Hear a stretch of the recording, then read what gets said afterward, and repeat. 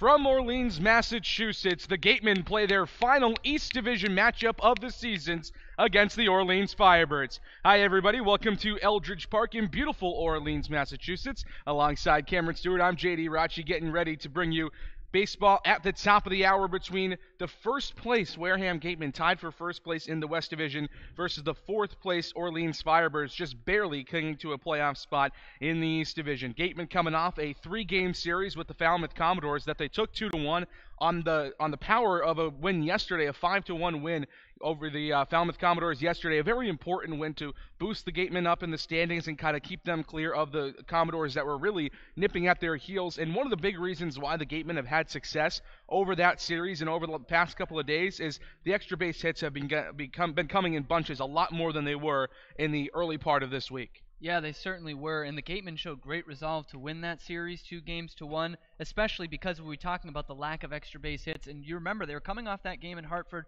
where they were shut out. They were absolutely embarrassed by the YD Red Sox out in Hartford in that game at Dunkin' Donuts Park, and bounced back and take 2 out of 3 from the hottest team in the Western Division. And the extra base hit's a big reason why. Obviously, the big hit last night, Isaac Collins with a double to extend the lead from 3-1 to 5-1, bringing in 2 runs with 2 outs in the 7th inning.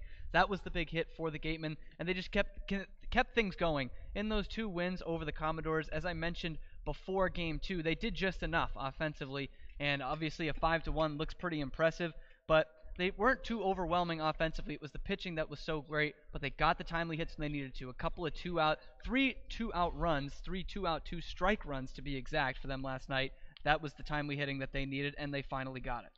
Going into that series with the Commodores, dating back to Wednesday, the meeting at Arnie Allen Diamond at Gov Fuller Field, you mentioned it, Cam, one of the hottest teams in the league coming into that matchup, 7-3.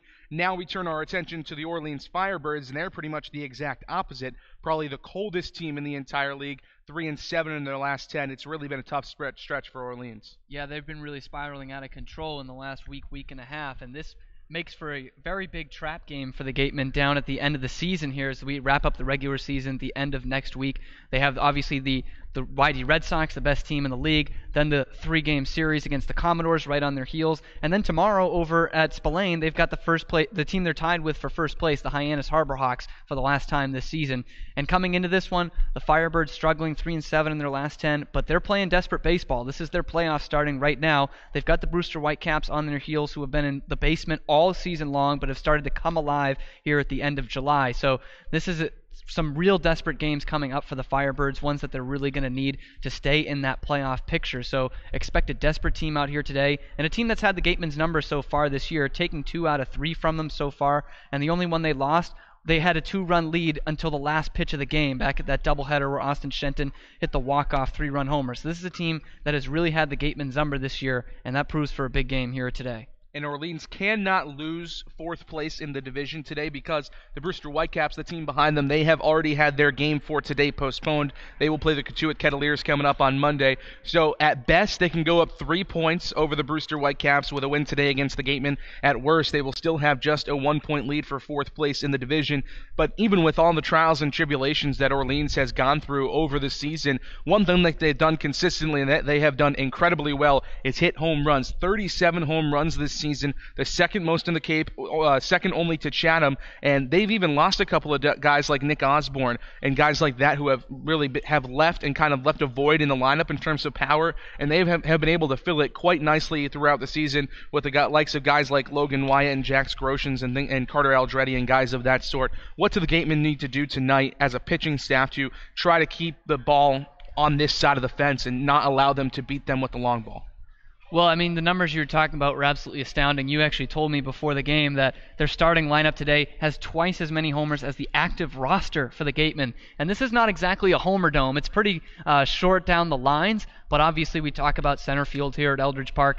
If you can get him to hit out to center field, that'll fare pretty well for the Gatemen pitching staff today. 434 out to dead center. And for Tyler Kaiser today, he's going to need to locate that slider. We've heard him talk about it all year. That's what he's been working on the most. He's been featuring it a lot, but it really hasn't been dipping too much for him. So if he's leaving that up in the zone, guys like Logan Wyatt are going to clear that out, and he's looking at 314 down the right field line. It could get out of here in a hurry. So it's all going to be about the breaking pitches tonight for Kaiser. He likes to go to it a lot more. Still has a pretty good fastball, but is really trying to develop those breaking balls. If he can get that down in the zone instead of leaving him up, he should keep the ball in the ball yard today. Containing the ball and not letting it go over the fence, certainly going to be one of the keys to the game for the Gatemen pitching staff in just about 20 minutes here until first pitch. That'll do it for me and Cam for now, but let's get the Gatemen Pregame Show started with today's host, Enrique Demore. Thank you very much to Cam and JD. My name's Enrique Demore. Like he said, pitching matchup today is one that the Gatemen haven't seen the current Orleans starter, Mitchell Sanger, out of Stetson, but they will counter with a guy who is normally out of the bullpen and has technically one start on the year, but it was on a bullpen day, so tough to call it a legitimate start. This will be his first legitimate start of the year. First, let's get to the Orleans starter. That's Mitchell Sanger out of Stetson. Tough year on the Cape so far, but a phenomenal year his sophomore year at Stetson, a 2.51 ERA with the most astounding number being the 114 strikeouts in 93 innings of work. Opponents hitting just a $1.96 against him, and that number has stayed largely the same for Sanger. The ERA is a little high. It's 6.23 in 3 starts. He's got the 16 strikeouts in 17 innings, giving up 6 walks and 10 hits, but the opponent's batting just 167 against him, and that's even after his most recent outing, an 8-5 loss to Harwich back on July 21st. I saw him give up 8 earned runs in 4 innings and only strike out 4. Most impressive performance coming on what he started as the combined no-hitter that the Orleans Firebirds took to the Brewster Whitecaps in a 3-2 win, a combined no-hitter, but he gave up 2 earned runs despite giving up no hits, 8 strikeouts, giving up just 1 walk. This kid is good. Had a little bit of a blip on the radar, like I said, his last time out, but the Gatemen they do this thing sometimes where they make guys who have been struggling as of late look really good, and Mitchell Sanger, he is an extremely talented pitcher named to the collegiate national team this year, a Stetson Hatter doing work on the national stage and coming here to try to give his Orleans Firebirds one last grasp at the playoffs. The Gatemen, of course, counter with Tyler Kaiser. We all know him, 6'6", 220. Another guy over 6'6". I failed to mention it, but Sanger, 6'7", 240. Kid's built like a house. Tyler Kaiser, 6'6", 220. Big dude in his own right, going to Miami next year out of Eastern Florida State Junior College. We all know him. We all love him. And really the only blip on his radar has been when he scuffled in that makeup game, the protested game against Hyannis. Gave up 4 earned runs in an inning and 2/3 of work, 5 hits, no strikeouts. And that no strikeouts is what was the concerning number in that outing, because Kaiser's a strikeout machine. He's got a power fastball and a really good slider that if he keeps low is darn near untouchable. He's got 21 strikeouts in 15 innings of work, and in the 6-1 win against Harwich, in which he picked up the win, he was not the starter in that one, but performed admirably in that one. 2 hits, no runs earned or otherwise, no walks, 6 strikeouts. That is the vintage Tyler Kaiser that we know and love, and he's gotten back to his strikeout ways. It's a power arm that the Gatemen are asking to fill in a starting role that has seen in this rotation that has seen the Gatemen lose starting arm after starting arm after starting arm. We saw Derek West, originally a bullpen guy, fill in as a starter yesterday for the Gatemen. Ended up going really well for them. 2 hit the Falmouth Commodores, just 1 earned run coming on the Edward Julian solo homer. But other than that, the Falmouth bats were silenced yesterday, looking to do a little more of that against a much colder team in Orleans, but a team in Orleans with a lot more to fight for. We're going to take a quick break here, and on the other side of it, we're going to discuss with our beat writer Ian Becerra on Get on the Beat what these last 5 games mean on the Gatemen Baseball Network.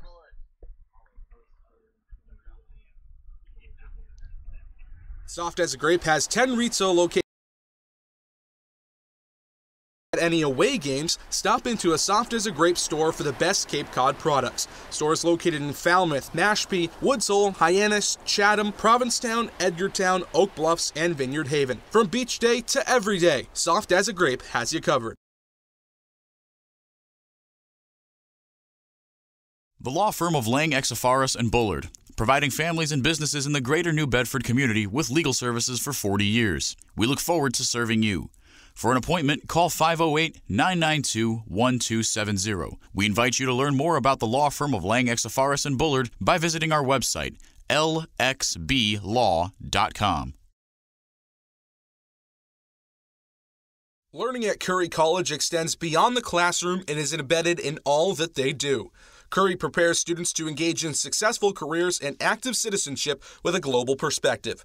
Explore undergraduate majors, minors, and concentrations, including new majors in accounting, biochemistry, and software development, online at www.curry.edu.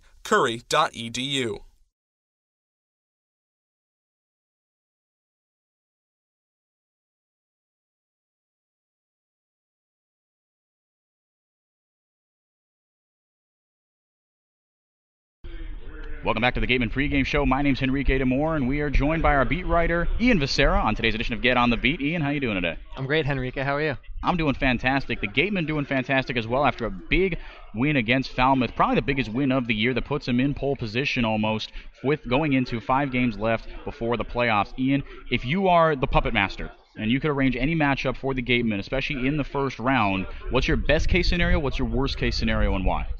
Well, I'm going with probably Cotuit as the best case scenario. That being said, because as of right now, Cotuit and Falmouth are both tied for 3rd place.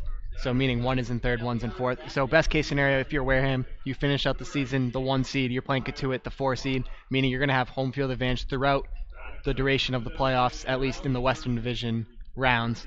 And probably your worst case scenario is you fall down to the 3 seed and you end up playing Falmouth, who jumps up to the 2 seed. That being said, because if you're the 3 seed, you don't have home field advantage for your first round matchup or your second round matchup, most likely. And Falmouth's a team that has played the Gatemen tough. Sure, Wareham has split the season series 3-3, but that's a team, it's a coin flip every time those teams play. So if I'm Wareham, I'd like to avoid Falmouth in the first round, but if you have to play them, you still have the confidence knowing that you just beat them 2 out of the last 3 games. Yeah, the Gatemen have had the edge as of late, but no wins have come easy against Falmouth. So looking ahead real quick, these next 5 games, all besides this Orleans game, all against Western Division opponents, 2 against Bourne, 1 Hyannis, 1 Cotuit. What do you think is the game to watch in a West Division that has been such a logjam all year? Well, Henrique, I think, honestly, tonight's the game to watch, because if Wareham wins this, that's a playoff spot, and I think that is just going to be so huge, knowing that you can go into those last couple games. Granted, they're against teams you could be playing in the playoffs in your own division, but if you go into that knowing you already have a playoff spot locked up, it allows your guys to play free and easy. And I mean, not that these guys are all too concerned for the most part about, oh my gosh, we have to clinch a playoff spot, because, their most important team success comes during the collegiate season, whether it's in the Pac-12, the ACC, what have you, but it's still a big deal to make the playoffs out here in the Cape League, prove that you're among the best, and, you want to win a title, you want to be among the best in the league. So I think, honestly, tonight's game is big. But honestly, too, ending, against Bourne, the home and home, it's not something that you would look at as saying, oh, that's, kind of a big series, but a home and home is kind of big, because again, you're going to be going into the playoffs playing a team 2 or 3 times. It's probably not going to be Bourne, as they could be, eliminated within the next couple of days, but just knowing that you can beat a team a couple days in a row is big going forward. Couldn't agree with you more. The playoffs are a bit of a logjam, lots of games in as many days. Ian, thank you so much for joining us. The guy really, responsible with taking down these Orleans Firebirds to start things off is Tyler Kaiser, today's starting pitcher, and our Mary Orders got to catch up with him pre-game. Thanks, guys. So, Tyler, in your last outing, you went 3 innings with 6 strikeouts. What was working for you? I mean, just starting off first pitch strikes, and I mean that was my 3rd time facing them, so I mean I had a pretty good idea what their lineup could do. What's your best strike that you throw, and why? My best would probably be my split. I mean, I think it's my most effective, has the most movement. Have you been working on it this summer with Coach Lawler? Not really. I'm still working on my slider a lot. That's what we work on pretty much every day, and just trying to get command of that and get the right movement on it with the right velo. Do you feel like it's been getting better over the course of the summer? Of course, yeah. It's definitely getting a lot better. And Orleans is the 2nd highest team for getting home runs in the league. What are you going to try to do to combat that? Keep the ball down, not leave it up, and just go after it. Great. Now time for some get-to-know-you questions. What is your dream car? Honestly, probably a Tesla. Like a certain type, a color, or anything? Black. Okay. Who's your celebrity crush? Probably Kate Upton. What's your dream vacation? Probably, I don't know, somewhere cool like the Bahamas, somewhere, I don't know, islandy. What's your favorite color? Black. Lastly, if you could go hang gliding or whitewater rafting, which one would you choose and why? I mean, I've never been hang gliding before. That'd be pretty cool. That would be pretty fun. You could go to the Alps or something. Yeah. Tyler, thanks so much for your time. Guys, back to you. That was so bad. We got 2 minutes. That's your longest one you've had so far. Welcome back to the Gatemen Pregame Show. Let's get you through starting lineups just a few minutes before first pitch here for the home team first, the Orleans Firebirds. Batting first, playing center field, Pat DeMarco. Batting second in right field out of Vanderbilt, J.J. Blade. Batting third, the second baseman, Spencer Steer. Batting fourth, the first baseman, Logan Wyatt. Batting fifth in designated hitter spot, Jax Groshans. Batting sixth and catching, Phil Clark. Batting seventh, the left fielder out of Arizona State and home run derby champion, Carter Aldretti. Batting eighth, the third baseman, Justin Levy, and batting ninth, the shortstop today for the Firebirds, Sal Gazzo. On the hill, Mitchell Singer out of Stetson. My apologies. For the visiting Wareham Gatemen, on the hill, Tyler Kaiser out of Eastern Florida State Junior College, going to Miami next year. Batting first, who else? Isaac Collins out in right field. Batting second, Oliver Dunn, back in that two-hole spot that he hasn't had since the first week of the season. He's been swinging a better bat as of late. Don Sneddon decided to go with the Utah Ute up in the order. Batting third, Austin Shenton playing third. Batting fourth, Jeremy Idens in the cleanup spot, playing left field. Behind the dish, Gian Martellini, he bats fifth. Batting sixth, Lyle Lockhart Jr. playing first. Batting seventh, the designated hitter today, Drew Millis, who's been swinging a better bat as of late, and another guy who's been swinging a pretty good stick, Ryan Kreidler, playing shortstop. He bats eighth today, and back in the lineup after 2 days off, Skylar Hunter in center field, batting ninth. Don Sneddon with a little bit of lineup reconfiguration today, as he has done in the last few days. It's paid off for the Gatemen. Let's see what he had to say pre-game with our Merry Orders. Thanks, guys. So, Coach, looking back to yesterday, Derek West was throwing a no-hitter until he gave up the home run. How do you balance a pitcher that's having a great game and their max allowed pitch count? Well, it's just numbers, and also how he's laboring, how he got there. 70 is our magic number, right around there, give or take a few, but it's how he got there. If he got there in 2 innings, then he isn't going to last much longer with that. You could get him out way before 70. So it's really just how he got there. And he was throwing pretty effortlessly, and liked the way he was just mixing his commands and having 10-pitch innings and all that stuff. So I thought it was a real easier effort for him today. It didn't look like he labored real hard. Would you ever let a pitcher go past 70? No.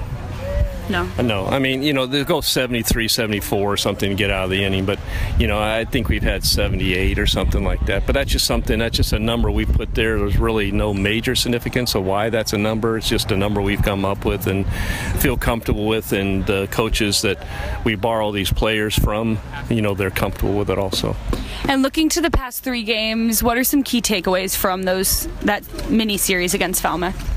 Well, you got to be able to play against those guys because, looks like right now on paper, they're going to be in the playoffs too. So you don't know who you're going to play. The thing's just all mixed up right now. You have no idea. So it's just a morale thing for our players, just knowing that you can play against them. And we did take a 2 out of 3 series once, so why not be able to do it again? Speaking of playoffs, you guys could clinch tonight with a win or a tie, or if Bourne loses or ties. Is that something you guys have in the back of your mind, or you just plan? No, I mean, you never really, the playoffs is always in the back of that, but probably, to be honest with you, 90% of these players would rather go home. So it's not something they're jumping up and down to do. But on the other hand, they're all competitors, so don't get me wrong. They're not going to throw games or do anything else. They want to win also with that. So it's not something you look down and say, oh my God, here we're great into the playoff type of thing. It happens, and it'll happen, and when it happens, then that's when you start preparing for it. But right now we got a game today and 3 others after that, right, or 4 others after that. So Tyler Kaiser's getting the start tonight. What are you expecting out of him?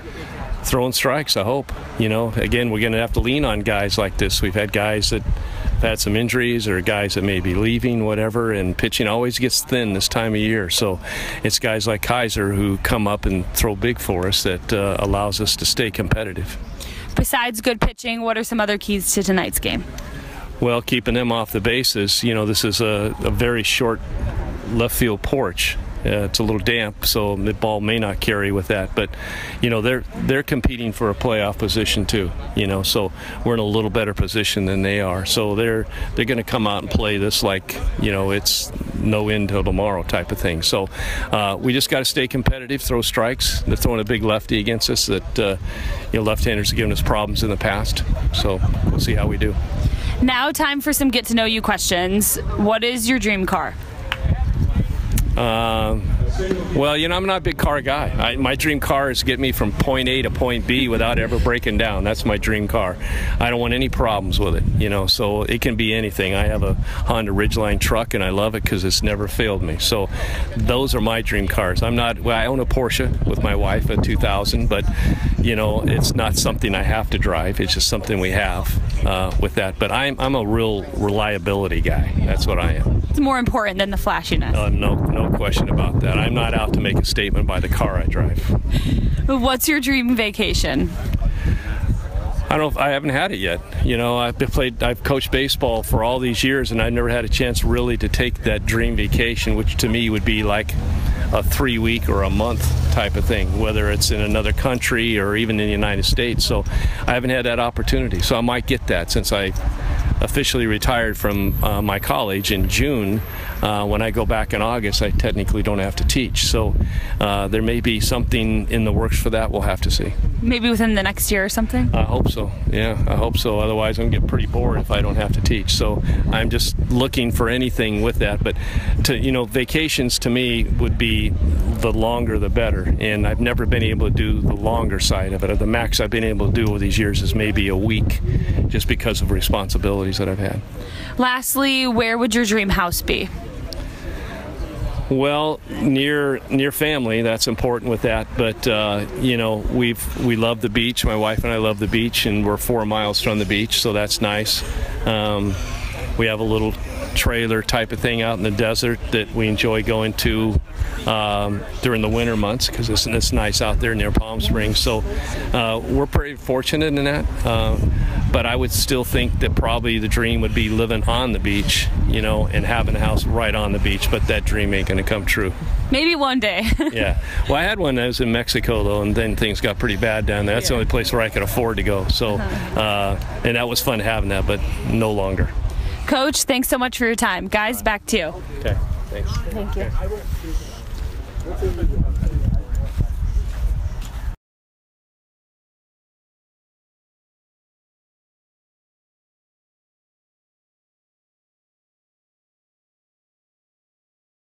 After the national anthem, a beautiful rendition of it here at Eldridge Park, a couple minutes before game time, so that means my time is up. I've been Enrique DeMore. I'll see you back here mid-third, mid-sixth, and post-game. For now, though, we'll give it to J.D. Rachi and Cam Stewart for the call of today's game against the Firebirds.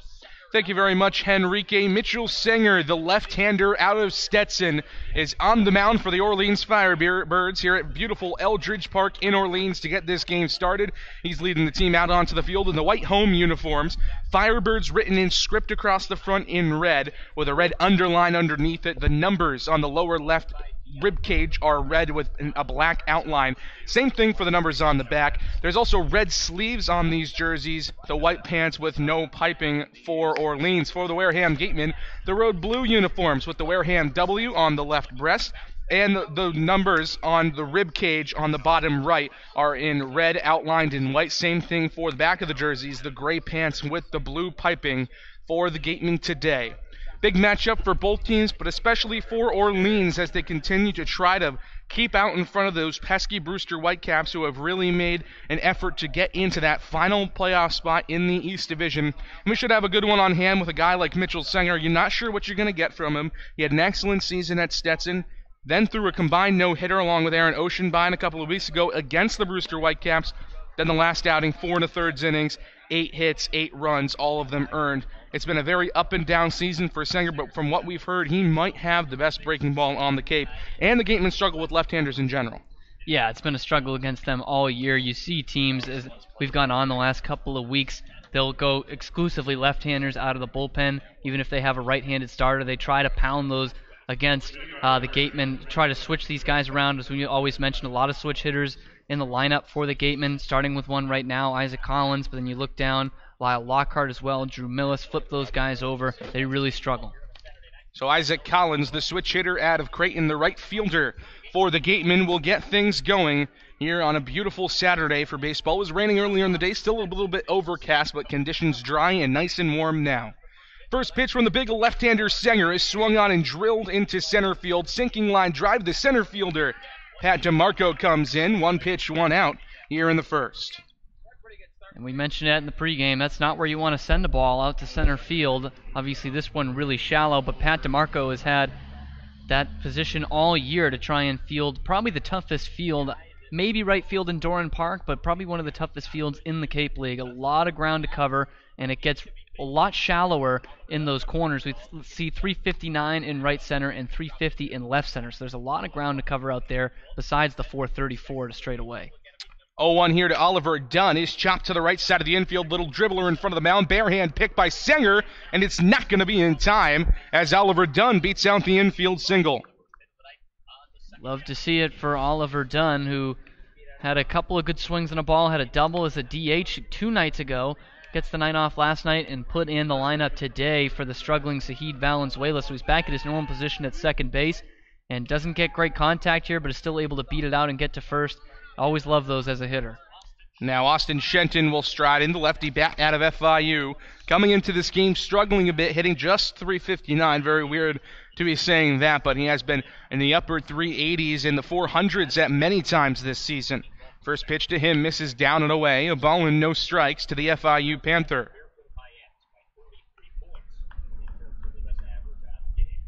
Shenton, although he's a lefty, hits actually better against left-handers than he does against righties. 1-0 called strike on the inside corner. Back pick attempt over there at first base, but it pulls Logan Wyatt off the bag. A ball and a strike now.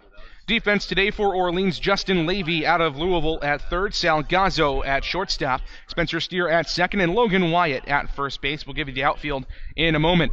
1-1 home. Called strike on the outside corner. 1-2. Carter Aldretti, the home run hitting contest champion, out in left field. And center field, it's Pat DeMarco, and then his Vanderbilt teammate, J.J. Blade in right. Phil Clark, another Vanderbilt Commodore, the third in this starting lineup, is behind the plate tonight for Orleans. 2-2 swung on and missed. Big breaking ball that time out of the hand of the left-hander Mitchell Sanger. 2 gone in the inning.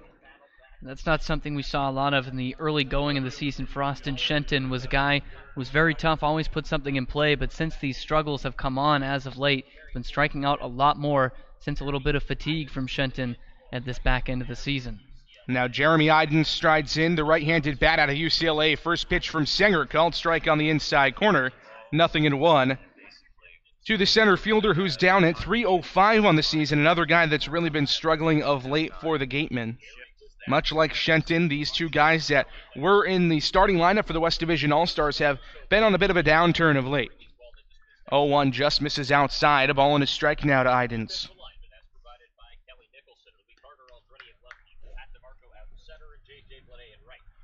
Sanger working from the middle of the rubber out of the stretch, brings the tan glove to his chin, tucks his shoulder in, the pitch home. Breaking ball misses outside. 2 balls and a strike now to the right-handed Jeremy Idens, who, much like Austin Shenton, is excellent against left-handers, hitting .405 against southpaws this season. So, as a lineup, the Gatemen struggle against lefties, but the top part, the 2 best batters on this team, throw over to first, back in headlong into the pillow is Oliver Dunn. The top 2 hitters on this team, very good against left-handers. 2 balls and a strike, short lead for Oliver Dunn at first base, being held on there by Logan Wyatt. The 2-1 home from Sanger is ripped into the right center field gap, and it will fall in front of the right fielder in for a base hit. So a 2-out single for Jeremy Idens. Runners at first and second with 2 gone for Gian Martellini. It's very similar to the pitch we saw before, trying to break it away to the right-hander Idens. This one just doesn't break. First one was a pretty good challenge pitch. This one not so much, grabs too much of the plate, and Idens is able to take it the other way very easily. So Oliver Dunn and Jeremy Idens with a pair of singles. Still 2 outs in the inning, though, as Gian Martellini strides in. Martellini hitting .241 on the season in 11 games for the Gatemen. Was on the preseason roster, was released, and then was re-signed after Michael Amditis went back to the University of Miami. First pitch to him here, misses low below the knees. A ball and no strikes to Martellini. We've seen a couple of those guys this year who are with the team preseason or the early part of the season, then re-sign after being cut. I always wonder what those guys are doing. Can't really play in another league. Guys like Martellini are told, hey, you're probably going to come back here in a couple weeks. They knew Amditis was going to go. Just wonder how these guys stay in shape, stay with the bat speed. I guess we'll never know. He's been better since he's come back. An RBI double a couple of nights ago at Arnie Allen Diamond at Gov Fuller Field. And that 3-1 win over the Falmouth Commodores in Game 1 of the series. Has not played the last 2 days, but has certainly been better. He's got a 2-0 count against him here. As Mitchell Singer actually calls out the catcher, Phil Clark, to talk things over, but he's ready to go on the mound once again. Big, tall left-hander out of Stetson. In the Atlantic Sun, the pitch home, misses inside, 3 balls and no strikes. Good stop from Phil Clark to keep the runners at first and second. Martellini, the big catcher out of Boston College. He has a home run this season, a big fly out to left field at Lowell Park in Cotuit in that 8-1 win for the Gatemen. 3-0 home, misses up and away, and the bases are loaded. The Gatemen have them loaded now for Lyle Lockhart, who last time he was at Eldridge Park, let's just say it was a bit of an ugly day for him. Not necessarily from the plate, but he had a really tough time as a pitcher, and really that was where the game started to fall apart for the Gatemen. But yesterday he did go 1 for 3 with a single, kind of broke out of a season-long slump almost. Yeah, and it's going to be huge for the Gatemen if he can start swinging the bat better. You saw with Martellini, we talked about a dangerous bat coming in the middle of the order. I think you saw the effects of them pitching around him here and maybe wanting to deal with Lockhart, a guy who struggles from the right side of the plate. First pitch from Sanger. Breaking ball catches the corner at the knees. No balls and a strike to Lyle Lockhart, who's coming into the day at just over 200 on the season. The 0-1. Misses down and in. Check swing. Appeal down to the first base umpire. He says no swing. P.J. McConville down there at first. Jeffrey Merzel is our home plate umpire tonight, with Tom Carey at third base. Ball and a strike out of the full windup. The pitch from Sanger. Misses up and away on a fastball. 2-1.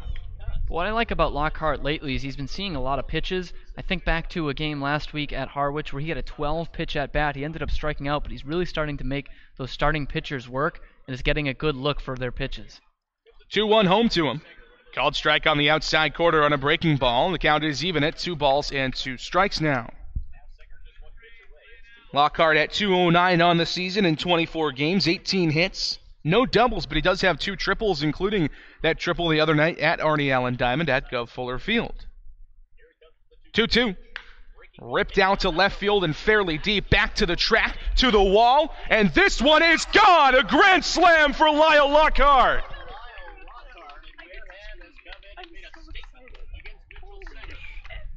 Lyle Lockhart takes a 2-strike breaking ball over the left field fence. A grand slam, the second of the season for the Gatemen, and it's 4-0 Wareham. Well, that's how you get against a good start against a desperate team. Leaves one right over the plate. We saw him leave one over the plate to Idens, who took it the other way for a single. Lyle Lockhart makes no doubt about this one. And what did I say coming into this? The big hits and timely hits. 2 outs, 2 strikes, put a 4 spot on the board instead of none. That's how you start playing some winning baseball. So a bases-clearing home run for Lyle Lockhart. First grand slam since back on opening day for Andrew Vaughn against Chatham. First pitch to Drew Millis is a called strike on the outside corner. 0-1 to the DH, switch hitter batting right against the left-hander Singer. Here comes the 0-1. Tap foul down the right field side toward the Orleans dugout. Quickly 0-2 to Millis, who has been swinging a hot bat of late.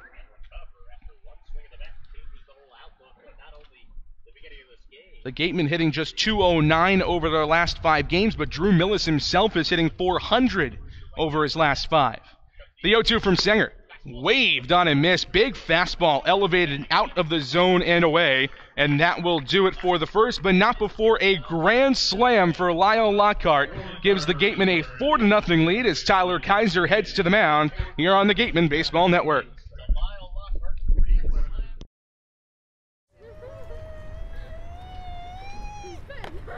Beat the heat and join us at WaterWiz, a water experience unlike any other this side of the bridge. Open daily, head over to the water park on Route 28, the Cranberry Highway. Cape Cod Healthcare is the leading provider of healthcare services for residents and visitors of Cape Cod, with 2 acute care hospitals and more than 450 physicians. For more information, please visit capecodhealth.org. Cape Cod Healthcare, expert physicians, quality hospitals, superior care. Since 1950, Morse Insurance has consistently offered the best insurance at competitive rates to generations of clients in southern Massachusetts. If you're frustrated with paying for what essentially feels like just a piece of paper, it's time for you to check out the one-of-a-kind client experience that only Morse Insurance can deliver.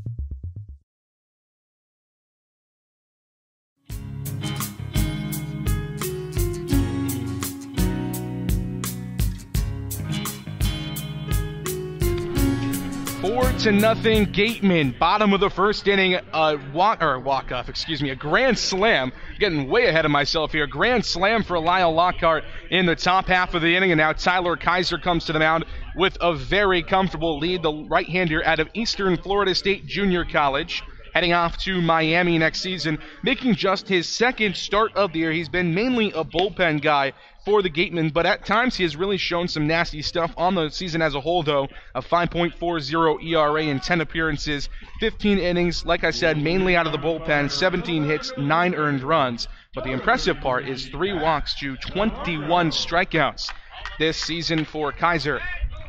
And I think this 4-run cushion really allows him to get that nasty breaking stuff over. We were talking about it before the game. Got to keep the ball in the yard. I thought he was really going to have to worry about that in a close game. But now I think he can just let it loose. 4 runs spotted for you in the first inning will do that. First pitch to Pat DeMarco, taken on the inside corner for a called strike. 0-1 to the Vanderbilt center fielder. 1 for 4 with a run scored yesterday in the loss to Katuitt here at Eldridge Park. 0-1, breaking ball. Same spot and the same result, a called strike.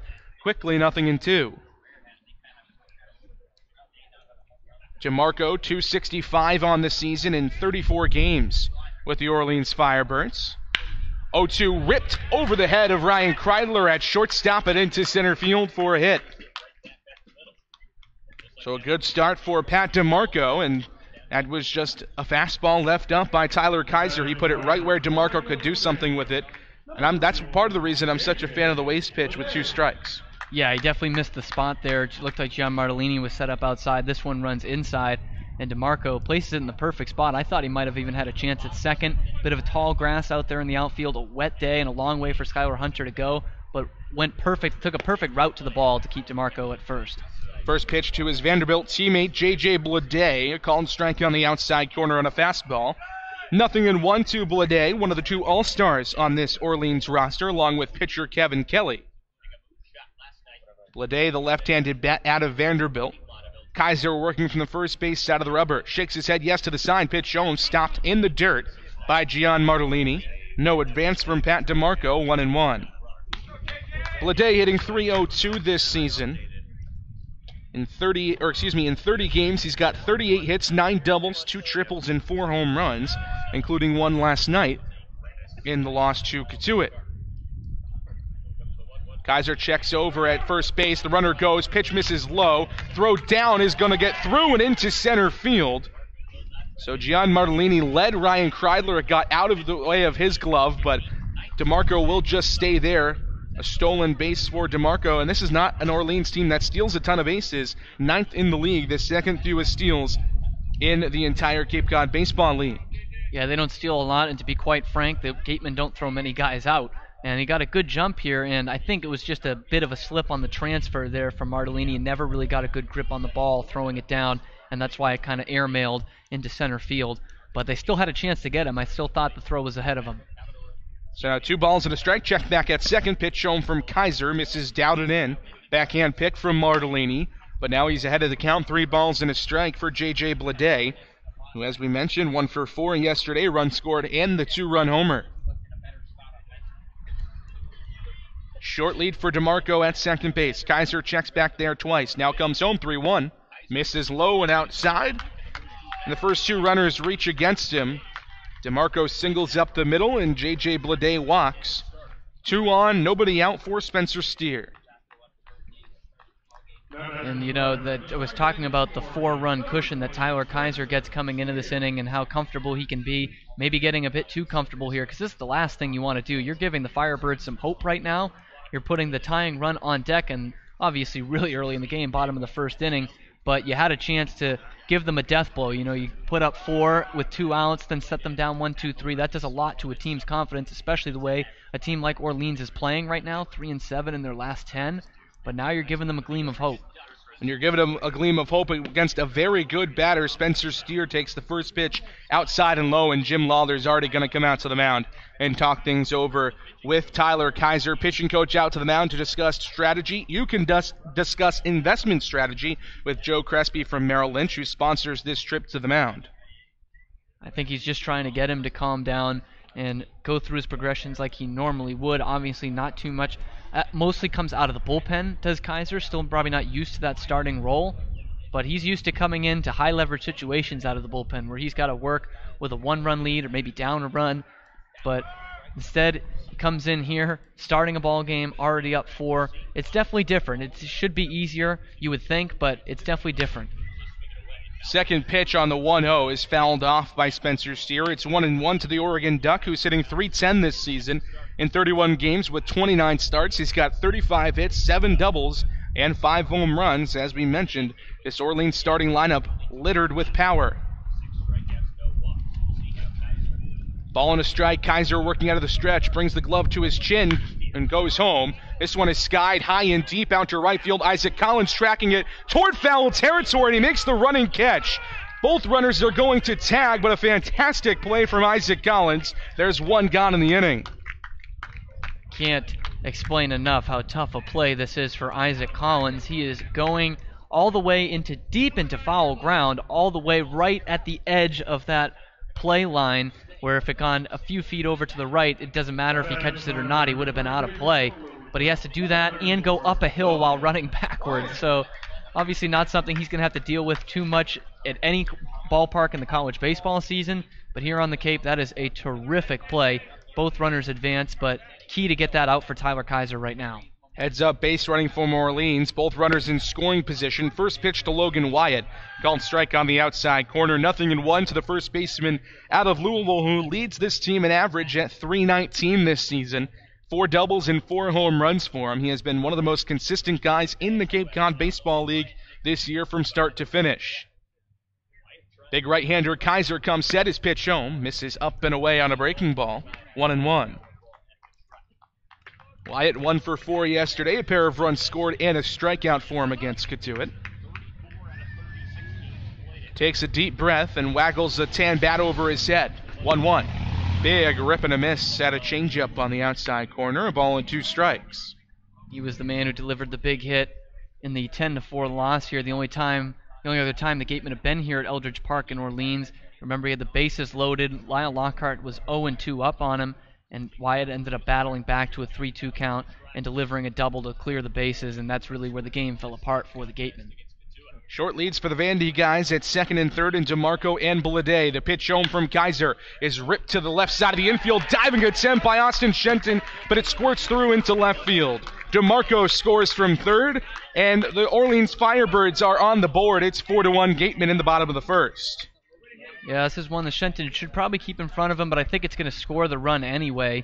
Guy has to hold up at third, the trail runner Blade, but just gets past him. Sharply hit nonetheless by Logan Wyatt. Deserves the RBI there. So an RBI single for Logan Wyatt. This lead is quartered, I guess you could say. Sure could. So now just a 3-run lead for the for the Gatemen over the Orleans Firebirds in the bottom of the first inning. Another good batter in Jax Groshans coming to the plate, the DH out of Kansas. Runners at the corners, short leads for both. Logan Wyatt being held on by Lyle Lockhart at first. The pitch from Tyler Kaiser just misses inside on a fastball a little bit too far on the inner half to the right-handed batter, Groshans. It's 1-0. Groshans at .270 this season in 19 games with Orleans. 17 hits, a double, and 3 home runs for him. Another guy that can really give you a power stroke when he has it going. 1-0. Big rip and a miss at a fastball. A ball and a strike now to Groshans, who wears long red socks under the white uniform pants tonight for Orleans. Decked out in red almost completely, the Franklin batting gloves for the Orleans Firebirds, the league-sponsored ones, as well as the red socks and a red shin protector. 1-1, up and away, and it gets passed off the glove of Gian Martellini and rolls to the backstop. Here comes J.J. Blade to score, and the lead is now just 2 for the Gatemen, 4-2 Wareham. Yeah, just missed location here from Tyler Kaiser, way up high, and Martellini does well just to get to glove on it, and unfortunately for he and the Gatemen, it ends up hitting off the screen, so that run was going to count anyway, and it moves up wide into scoring position into second base, and now all of a sudden, got yourselves a ball game. A hit makes it a one-run ball game. 2-1 to Groshans, and now Tyler Kaiser will stamp off the rubber. Keeping an eye on Logan Wyatt, not a threat to steal. Big lumbering first baseman out of Louisville. Groshans waggles the black bat over his head. 2-1 misses low. 3 balls and a strike on a pitch below the knees. This is a big pitch here. A good hitter in Groshans, a veteran guy. He's sitting on 3-1. One pitch, one location, trying to make this a one-run ball game with one swing. Kaiser takes a deep breath, looks back at second, comes home with the pitch, and it misses outside. Another walk for Kaiser, his second of the inning. And now Jim Lawler looked like he might make a move toward the pitcher's mound, but he's just going to go out and give a signal to get the bullpen going for the Gatemen here in the first. Yeah, it just doesn't look like Tyler Kaiser's day right now. And, you know, we talk about Orleans being a desperate team. Gatemen don't want to surrender this after having a 4-run first inning. You know, they finally get a home run, first time in a couple of weeks for them. Lockhart breaks out of the slump with that. They had everything going for them in the top of the first inning. They don't want to let that all slip away. First pitch to Phil Clark, big whiff and a miss. At a fastball on the inside corner, 0-1 to the third Vanderbilt Commodore in this lineup. The catcher Clark, left-handed bat, 0 for 4 yesterday with an RBI in the 6-5 loss to Katuitt. Kaiser working quickly, checks back at second as he comes set chin high. His pitch home, big rip and a miss once again. This one on the outside corner, 0-2. Still just 1 gone in the bottom of the first inning. A 2-run lead for the Gatemen. It's 4-2 here at Eldridge Park in Orleans. Runners at first and second, and Logan Wyatt at second, and Jax Groshans at first.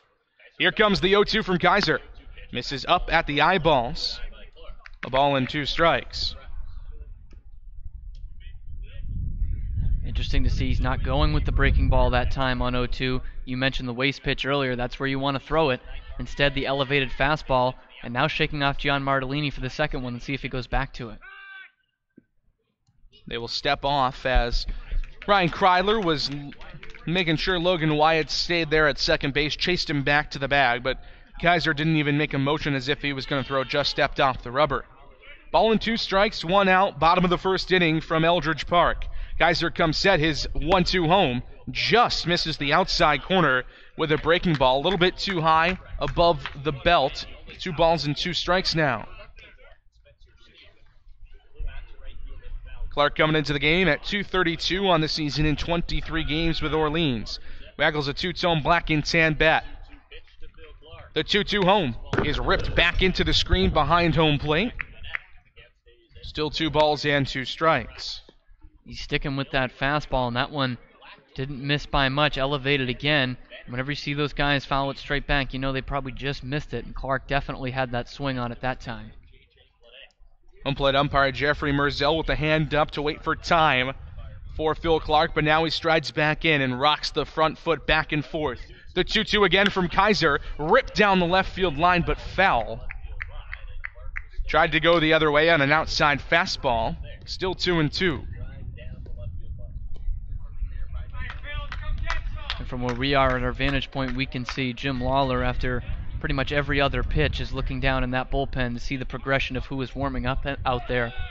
He knows, and usually the starting pitcher knows before he even goes out there, Tyler Kaiser probably does not have his best stuff today. 2-2 from Kaiser again, big rip and a miss. Huge strikeout for Tyler Kaiser, his first of the day, brought to you by Lang, Exafaris, and Buller, the official strikeout sponsor of the Wareham Gatemen. And that particular at-bat for Kaiser, maybe not so as a whole in this first inning, but in that at-bat, if it ain't broke, don't fix it. He stays with that fastball. Still not trying that slider, keeps elevating the fastball, and gets Clark to bite on it once again for the strikeout. So now 2 gone, still runners at first and second. Gatemen aren't out of it quite yet with Carter Aldretti, the home run king, at the plate. First pitch to him is a breaking ball that misses up above the belt. A ball and no strikes to Aldretti, who, as we've mentioned a couple of times, won the home run hitting contest at the All-Star game on Sunday at White House Field in Harwich. Beat out his Arizona State Sun Devil teammate Spencer Torkelson. Pitch misses up and in. 2 balls and no strikes to Aldretti, who on the season comes into this game at .267 in 29 games, 8 doubles and 5 home runs. Wasn't supposed to be originally in the home run hitting contest, but was one of the replacements as his Orleans teammate Nick Osborne signed with the Oakland Athletics. Rips a fastball down the right field line a long way, but it will tail foul onto that hill that Isaac Collins ran up to make the first out of this inning. So now 2-1 to Aldretti. Just finished up his sophomore season at Arizona State in the Pac-12. Hit .293 and was honorable mention all Pac-12 in what they deem the Conference of Champions. Slender right-hander, 6'2", 205 in the batter's box. Slightly open stance with a pigeon toe left foot poking in toward the catcher Gian Martellini behind the plate.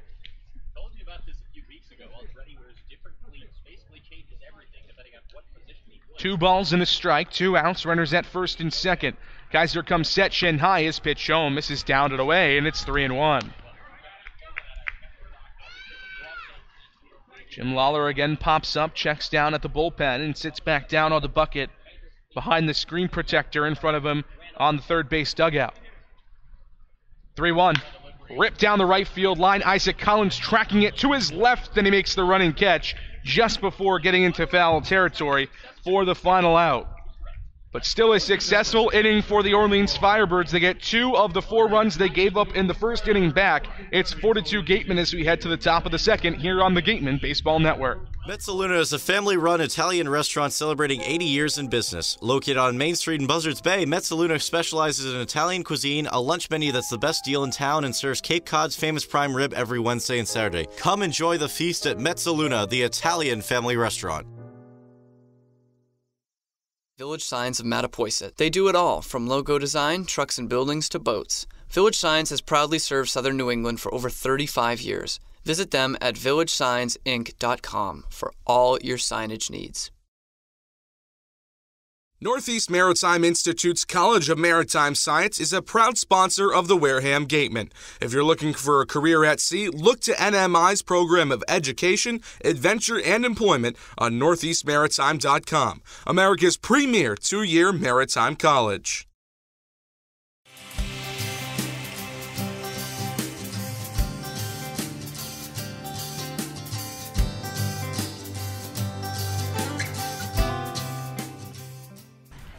Top of the second inning from Eldridge Park in Orleans. The Gatemen an early 4-2 lead over the Orleans Firebirds. 4 runs going into score in the top of the first inning for Wareham on the power of the grand slam by Lyle Lockhart. Then 2 more coming in to score for the Firebirds in the bottom half. And Ryan Kreidler will lead off the top of the second for the Gatemen. 8-9-1 due up for Wareham in the second inning. Kreidler, Skylar Hunter, and Isaac Collins. Kreidler, the shortstop out of UCLA, taps his bat on the plate, and now Jeffrey Merzell, our home plate umpire, asks for time of his own. Just trying to move some people out of the way, and it looks like everything's ready to go. First pitch from the big left-hander Mitchell Singer is a fastball low. A ball and no strikes to Kreidler. Comes into the game hitting .239 on this season, but has been much better of late. Fouls off the 1-0 fastball. A ball and a strike to Kreidler out of Davis, California. Davis in the north part of the state. UCLA, obviously, in Los Angeles in the southern half. The 1-1 ripped toward the right side of the infield. The second baseman, Spencer Steer, fields throws in time at first base. 1 gone in the second. So 1 up, 1 down for the Gatemen in the second inning. And no worries if you're Wareham. This is exactly how you started the last inning as well. Isaac Collins flied out to center field in the first to get things started. Now here comes Skylar Hunter. First pitch to him, tries to lay down a bunt, but pops it back up into the screen. 0-1 to the switch hitter batting right out of Purdue. And what we're hearing is that Ryan Stoudemire is the man warming up in the bullpen. Over 35 pitches for Kaiser in the first inning, so definitely wouldn't expect more than 2 at most from him at this point. 0-1 breaking ball, misses up and away to Hunter. A ball and a strike to the man not wearing batting gloves. 1-1 fouled off his front leg. Quickly 1-2 now. Hunter coming into the game at $187 in 32 games this season with the Gatemen. 20 hits, 3 doubles, 10 RBIs for him. He's been swinging a much better bat of late. 1-2 home. Rip and a foul ball. Just barely got a piece of it as it teeters off toward the Orleans Firebirds dugout on the first base side. Still 1-2 to the speedster Hunter with the golden glove out in center. The 1-2 misses way up and away, and it sails all the way back to the backstop on the fly. Sanger is not going to throw a ton of hard stuff. That fastball, though, I think he tried to gear something up and blow it by Skylar Hunter, and he just lost control of it. So 2 balls and 2 strikes, 1 out. The pitch from Sanger misses outside, and the count runs full. This is a good at-bat put together no matter what for Skylar Hunter. Even bigger if he can get on base because he knows how well Gatemen did with the top half of the order in the first inning. Payoff pitch from Sanger, ripped right back up the middle and into center field for a 1-out single. So Skylar Hunter gets on the base paths, and he has the speed. Here comes another guy with speed as we turn the lineup over back to the top of the order, and Isaac Collins. And an even better at-bat when you come away with a single. I was thinking maybe a walk on 3-2. But he shoots it right back up the middle, and like we saw from Kaiser in the first inning, Sanger really relying on that fastball. You mentioned it, nothing too hard, but he's really been riding with it so far in the second inning. Fastball, curveball change for Sanger. That's what we've been told. We've seen a lot of fastball, some of that 12-6 change, but it was the 12-6 curve, I should say, and then the changeup. But it was the curveball that he left up to Lyle Lockhart that did him in the first. Now a runner on at first. First pitch to Isaac Collins, and his second go-around at the plate is in there for a called strike. 0-1. Collins 0 for 1 today, flying out to center field back in the first inning on a lazy fly ball that had Pat DeMarco racing all the way in to make the catch, just about 30 feet or so from the infield dirt. 0-1 fastball on the inside corner again, 0-2, as Collins didn't quite agree with the call from the home plate umpire Jeffrey Merzel, but it is a strike on the belt. Taps the bat on the plate once and pinwheels it over the front of the plate. The 0-2 home is chopped to the left side of the infield. Sanger gloves it, fading away. Now has to make a big throw across the diamond, and it's not going to be in time. It gets away from the first baseman, Logan Wyatt. Skylar Hunter scampers up to third base. Isaac Collins up to second, and there's runners at second and third with just 1 gone in the second for Oliver Dunn. Yeah, and this had trouble written all over it from the start for the Orleans Firebirds. They had Sanger coming, big lumbering Sanger coming all the way over to that third base foul line to go and grab it. Has to turn and throw. It was such a tough throw anyway. It would have been tough to get Collins, and then throws it away, and everyone moves up a base. So no chance of the double play, and it was going to be tough enough just to try and get Collins at first, and neither of those come through for the Firebirds on that play. So now runners at second and third, both in scoring position. First pitch to Oliver Dunn, who's already 1 for 1 today. Is a called strike on the inside corner. 0-1 to Dunn, who on a similar play beat out an infield single, but to the right side of the infield. 0-1, rip back up the middle, through the box and into center field for a base hit. Skylar Hunter from third. Isaac Collins has to stop moving around third and will retreat back, but it's an RBI single for Oliver Dunn, and it's 5-2 Gatemen in the second. Oliver Dunn not messing around today, 2 for 2 in 2 innings, a couple of singles. This one brings one home, and much like we saw from Skylar Hunter, just this one, a fastball that catches too much of the plate. Dunn not trying to pull it, shoots it right back where it came from, up the middle, and gets the run home. Still just 1 out in this inning. Now the Orleans pitching coach is going to come out and have a chat with Mitchell Sanger on the mound. He just hasn't had it today. A lot of elevated stuff. That's really been the bane, is the location for him this evening. Yeah, he's missed big time so far in this game. And I just think this is such a huge start for the Wareham Gatemen offensively in this game. Zahid Valenzuela has struggled mightily, so much so that he gets the day off today. Austin Shenton, the man coming up right now, is starting to struggle. But you look at where the run production has come so far. 4 of them off the bat of Lyle Lockhart, who hadn't homered in 34 days coming into this game, and another RBI from Oliver Dunn. He's got 2 hits. Skylar Hunter has a hit. Isaac Collins with a hit as well. So it's been those secondary characters in this Gatemen cast that has come through today in a big way so far, and we're still only in the second inning. There's still only 1 out as well. Runners at the corners. Oliver Dunn at first. He's got speed, probably the second fastest or third fastest guy on this roster, with Isaac Collins, another fast guy, at third. First pitch to Austin Shenton is squared foul down the left field line, and it will get out of play. 0-1.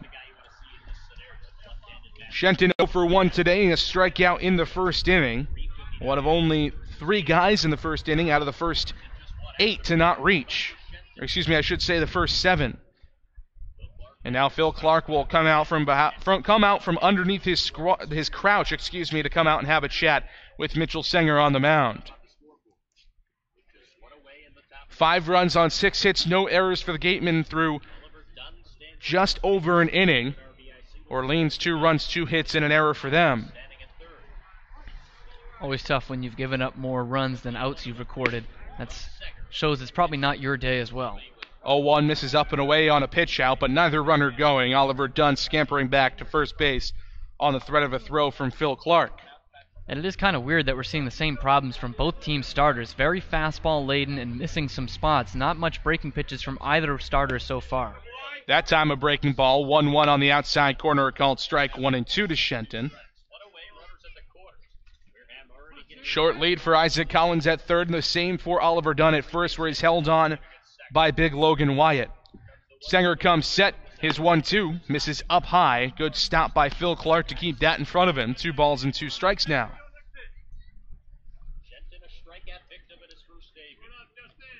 Shenton taps the tan bat on the plate and now waggles it over his left shoulder. The 2-2 home from Sanger just misses outside on a fastball. Gutsy take from Austin Shenton. The count runs full. And from our vantage point, that looked about just as far off the plate as Isaac Collins had that strike called on him that he didn't like, but obviously this on the other side. So the outside corner to left-handers is not there so far for Sanger. Payoff pitch to Shenton misses down and away, and again the bases are loaded for the Gatemen in the second. And this is the guy you want up. Obviously, I said it last night, but right before he got his 27th RBI, leading the league in runs driven in this year is Jeremy Idens, and he just feasts with guys on base. He's been another one of those 3 All-Stars that we talk about. Valenzuela, Shenton, and Idens is the third one, who have kind of been scuffling as of late. The numbers are still there for the season, though, and Idens has come through still with guys on base. First pitch to him is chopped down the left field side, just out of the reach of Mike Mobbs, the third base coach for the Gatemen. 0-1 to Idens, who was 1 for 1 today with a single and a run scored in the first. And he's been in this bases-loaded situation 3 times this season, 1 for 3 with 5 RBIs. Chops one to the right side of the infield. Logan Wyatt gloves it. Isaac Collins will score from third before Wyatt touches the bag. That's the 6th Gatemen run of the day. They lead it 6-2 on an RBI ground out from Jeremy Idens. Any way you can get it, number 28 on the year, you can afford that. Obviously, with less than 2 outs and a good hitter, a streaking hitter in Gian Martellini coming up. So Gian Martellini now, the catcher out of Boston College. Walked and scored his first time around. All he had to do was trot home on the home run from Lyle Lockhart. First pitch to Martellini, misses up and away on a breaking ball. A ball and no strikes to the man who does have a lot of power in his bat. Played a couple of games with Cotuit last summer and hit a couple of home runs for him. 1-0, fisted foul right back toward our broadcast location. Right behind home plate on the third base side, 1-1. Runners at second and third for the Gatemen. Austin Shenton at second, Oliver Dunn at third. The pitch home, misses outside. 2 balls and a strike now to Gian Martellini. Black shin protector on his left leg. Black elbow guard as well for him. 2-1. Ripped high and deep out to center field, but Pat DeMarco will trot underneath it and make the catch for the final out of the inning. But 2 more runs come across to score for the Gatemen in the second. It's 6-2 Wareham as we head to the bottom half of the inning here on the Gatemen Baseball Network.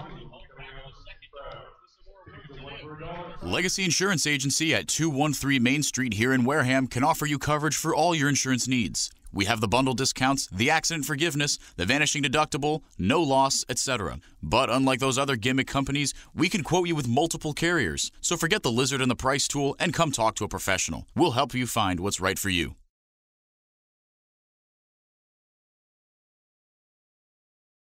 Located in Wareham Crossing, Coastal Orthodontics, longtime sponsor of the Wareham Gatemen, knows the importance of a healthy smile. Dr. Kevin Oliveira and his team at Coastal Orthodontics are a patient-focused practice, delivering professional, effective orthodontic treatment based on the individual clinical needs of each patient, resulting in beautiful smiles in a timely manner. With 10 years of experience using Invisalign, Coastal Orthodontics uses the most up-to-date dental equipment.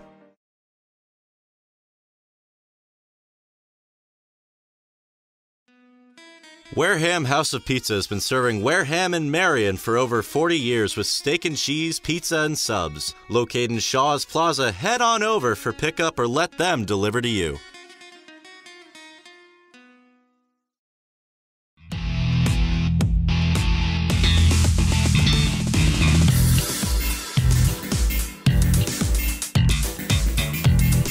Tyler Kaiser back to the mound for the Gatemen in the bottom of the second inning. 6-2 the lead, so Orleans got 2 back in the bottom of the first, but then Gatemen said, well, we're going to take that four-run lead back real quick. So Tyler Kaiser again back out to the mound with a 4-run lead for the second time today, but he really struggled in the first inning. The pitch count incredibly high at 35 pitches through the first inning. Yeah, and again, we talked about it ad nauseum in the first inning. Just didn't have the breaking stuff. Became very predictable. He's fastball exclusively, and he's got 8, 9, and 1 in this inning, and obviously you don't want to take him out in the middle of an inning, especially with a 4-run lead as it stands right now. So you expect him to somehow get through this. We saw Ryan Stoudemire warming up in the bullpen, so he will be the next guy out there. But this is a time to bear down if you're Tyler Kaiser. Put a 0 on the board in a shutdown inning after your team puts up 2 more runs.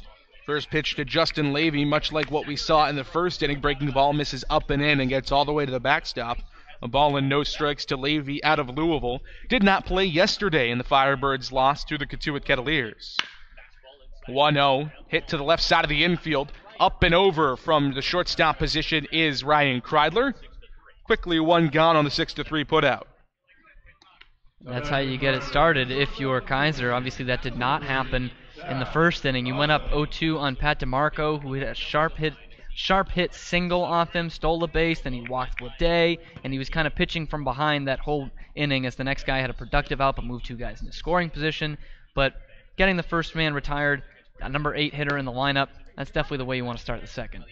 First pitch to Gazzo, Sal Gazzo out of Tulane, the shortstop, is a called strike at the knees. 0-1 to the number 9 hitter in this Firebirds lineup. The 0-1 from Kaiser is fisted to the right side of the infield, right in front of the mound to Tyler Kaiser. Hop step and then throws on the second attempt.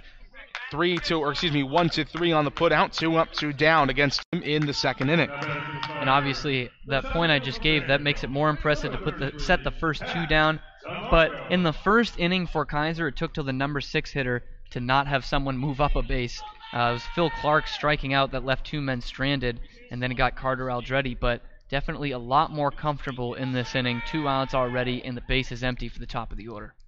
Top of the order, and Pat DeMarco. First pitch to him, big rip and a miss at a fastball on the outside corner. 0-1 to DeMarco, who, as you mentioned, Cam, singled, stole a base, and scored in the first inning. Center fielder out of Vanderbilt. The 0-1 of the full windup. Called strike on the inside corner, 0-2. And obviously a tough day for Mitchell Sanger. Has already allowed 6 runs to come home. There is action in the bullpen for the Firebirds. Enzo Stefanoni, normally a position player, is out there warming up. 0-2 misses inside on the fastball. A ball and 2 strikes to DeMarco. Stefanoni out of Harvard. And that's my apologies. He's not normally a position player. They just have it set up differently than the Gatemen stat sheets. A little lazy by me. Lazy by me. 1-2 home from Kaiser is sprayed foul down the right field side as it twists out of play. Isaac Collins gave it a chase, but pulled up just before the foul line as he realized it would get too far out of his grasp to make another running catch, 2 of which he's already made today. A couple of nice defensive plays from Collins thus far. You know what we call that mistake, JD? What do we call that? That's small J journalism. Oh. You like never that Baseball want to America writer who said Austin Shenton was a righty. Oh, come on. Calling him out on air. 1-2 home. Big rip and a miss. Strikeout number 2 from Tyler Kaiser. That will end the second inning. So after giving up 2 runs in the first, Kaiser settles in and gets the Firebirds to go 1-2-3 in the second, ending it on the strikeout of Pat DeMarco. Headed to the top of the third, Gatemen coming to the bats once again. They scored 4 the first time around and 2 in the second. What will they do in the third? Let's find out together when we come back on the Gatemen Baseball Network. At the intersection of Route 195 and 28, Wareham Crossing, home of Lowe's, Target, and Red Robin, is the sponsor of the Gatemen Intern Program. They help to provide a world-class internship experience in broadcasting, marketing, sports management, and baseball operations. Check out Wareham Crossing's schedule for this year's Summer Movie Night Series. Founded in 1854, the Wareham-based AD Makepeace Company is the world's largest cranberry grower and private property owner in eastern Massachusetts. The company supports organizations like the Wareham Gatemen and projects like the outdoor cranberry bog classroom that you may have passed on your way in. Visit admakepeace.com to learn more. Shop from home year-round on Gatemen.org. You can customize your Gatemen gear from any device, anywhere. We offer a large selection of apparel and unique gifts 24/7, 365. Hard to find sizes, colors, and styles. Youth Clinic registration is also available. Visit us today and remember us for holiday gifts at Gatemen.org.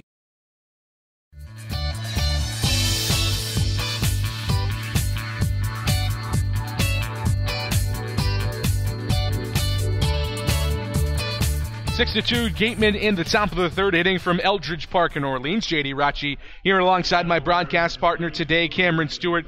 Gatemen 4 runs in the first, 2 runs in the second inning, and one man that has provided a lot of the offense today, Lyle Lockhart, will stride in from the right side to be the first batter in this third inning against Mitchell Senger.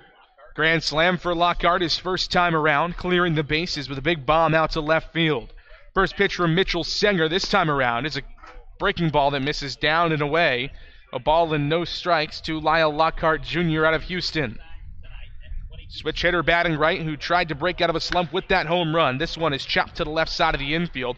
Couple of hops into the glove of the shortstop, and it gets away from Logan Wyatt at first base. The ball will be called dead. E6, the second error of the day for the Orleans Firebirds as they continue to compound mistakes here in the third. Yeah, that's a play that just needs to be made by Godso out there at short. He has the time still to get Lyle Lockhart. Not the fastest guy in the team anyway, and he's coming from that right-handed hitter's batter's box, and just botched it there. I don't know what else to say. Just airmailed the throw too far out. So a runner on at first now for Drew Millis, the switch hitter batting right, 0 for 1 today with a strikeout. First pitch from Mitchell Senger is a called strike at the knees on a looping breaking ball. 0-1, and we saw that curveball have some problems in the first inning, but since then he's settled back down, and the curveball has been a bit better. Yeah, it's certainly, I think, what's kept him in this game so far here as we head to the third inning. Short lead for Lyle Lockhart at first, and now Phil Clark will have some problems behind the plate.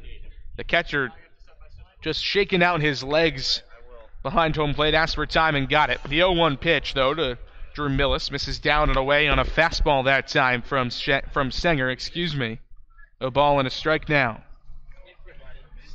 Millis, who is coming into this game red hot, 3 for 4 a couple of nights ago against Falmouth, and then last night went 1 for 3 with an RBI single, has been swinging a much better bat of late. The 1-1, changeup, called strike on the inside corner, and then we saw a little bend at the hips from Drew Millis, the universal sign for, I don't know about that one, but nonetheless, it is a ball and 2 strikes. Again, short lead for Lyle Lockhart being held on by Logan Wyatt. The 1-2 home from Senger. Tap back up the middle into the glove of the second baseman. Steer tags the bag himself and then throws on to first base for a nifty 4-3 double play. Yeah, that is not an easy one to turn if you're Spencer Steer, because the whole time it's kind of a slow roller to him going up the middle, but he needs to take the route towards it so he's stepping on the bag before throwing on to first and getting that double play. So he's got to wait on it, and he's able to tag the bag, leap over Lyle Lockhart, and still get Millis over there at first. Big out for the Firebirds right there. So the twin killing eliminates the base runner in Lockhart and gets the batter Drew Millis. Now the number 8 hitter, Ryan Kreidler. First pitch to him, comes in and gets him on the back foot on a breaking ball. So a hit batsman for Mitchell Senger, and with the 2 errors, leaving up the breaking ball, and now hitting a batter, it just seems like Orleans is making those little mental errors that are really keeping him out of this game. Yeah, and Senger can't really get in a funk there. We talk about that was a huge double play that he got it, or with the error that allowed Lockhart to reach to open the inning, it's almost like, oh, here we go again. Then they get him on the double play, and he's not able to respond. And now Skylar Hunter lays down a beautiful bunt and beats it out down the first base line. Put it right in the perfect spot in between the pitcher Senger and in between the third baseman Justin Levy. Put it down. It got out of the reach of Senger with that big frame. Levy had to bare hand and throw. He made a really nice toss over to first base, but Skylar Hunter is so fast that he reaches on the infield single. So still the Gatemen are in business with 2 gone in the inning. Runners at first and second. Again, the top of the order, and Isaac Collins.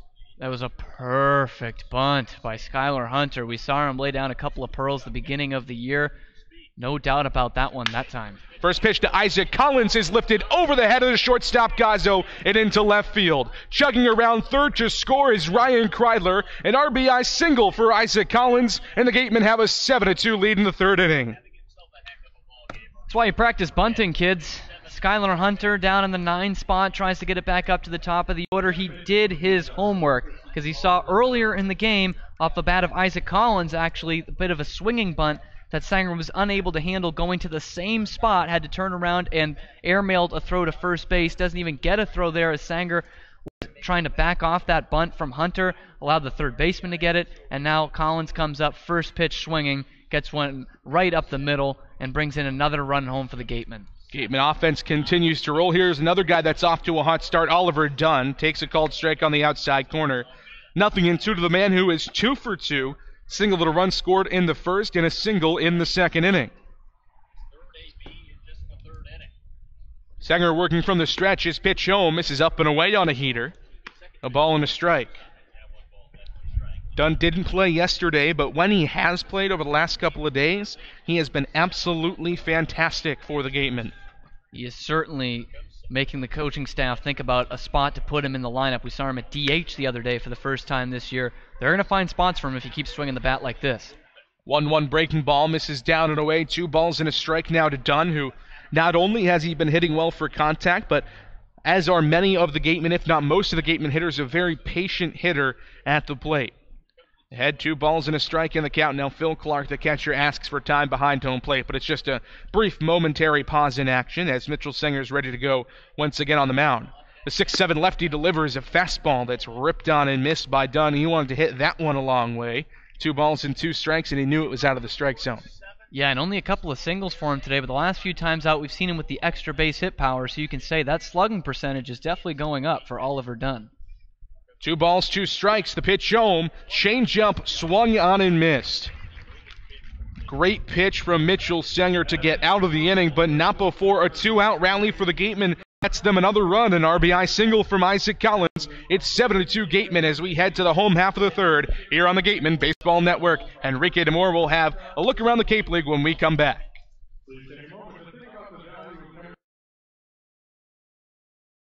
Stop by the Ansel S. Gurney House, where you will find a unique shopping and dining experience. Whether shopping for a special occasion or just to treat yourself, you'll find what you're looking for in one of the 11 themed rooms. There's also a cafe serving fresh homemade lunches overlooking the extensive gardens. The Ansel S. Gurney House is located at 403 County Road in Marion.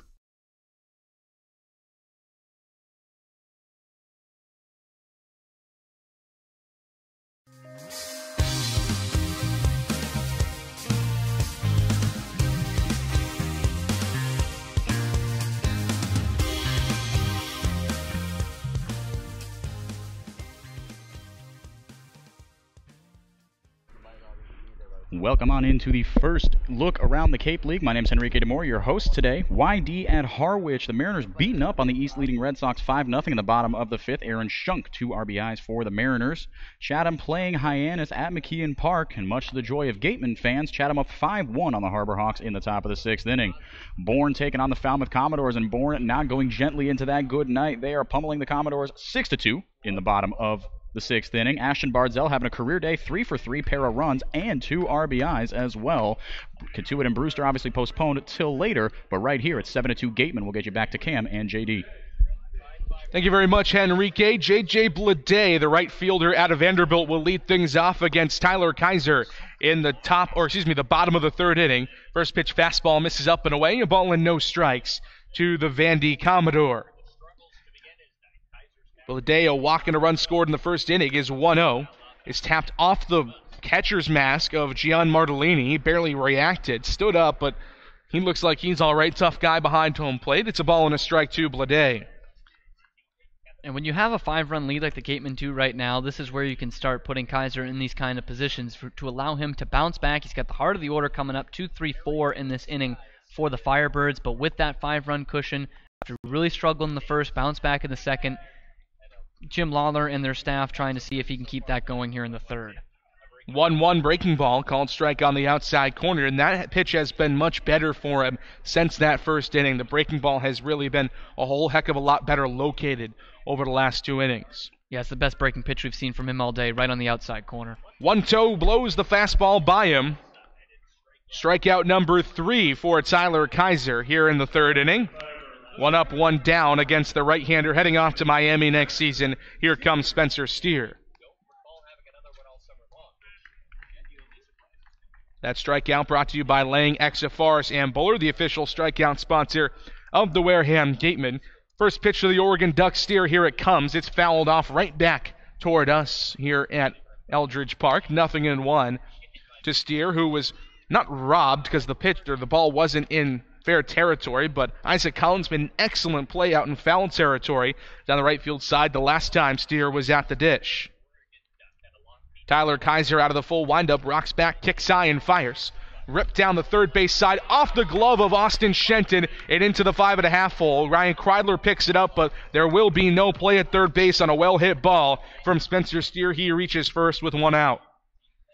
Yeah, and let's see. I mean, Shenton would have been a tougher play for that one that he had earlier that got past him. I believe it was off the bat of Logan Wyatt that I thought he probably should have had. This one he definitely should have. It just, not a wicked hop, but one right about belt high for him that he should come up with, and looks like it's going to go down as an error for him. So now Spencer Steer is on at first base for a dangerous hitter in Logan Wyatt, the big first baseman out of Louisville. Big muscular guy. The first pitch from Tyler Kaiser. There's the breaking ball, well located on the inside corner. 0-1 to Wyatt, who is 1 for 1 on the day with a single in the first inning. Kaiser shakes his head yes to the sign, now throws it over to first, but Steer scampers back into the first base bag, and it will go down as an E5 against Austin Shenton here in the third inning. So first error of the day for the Gatemen, already 2 for Orleans. Pitch to Wyatt, misses low. A ball and no strikes. 1-1 the count, as Jeffrey Merzel, our home plate umpire, tells us.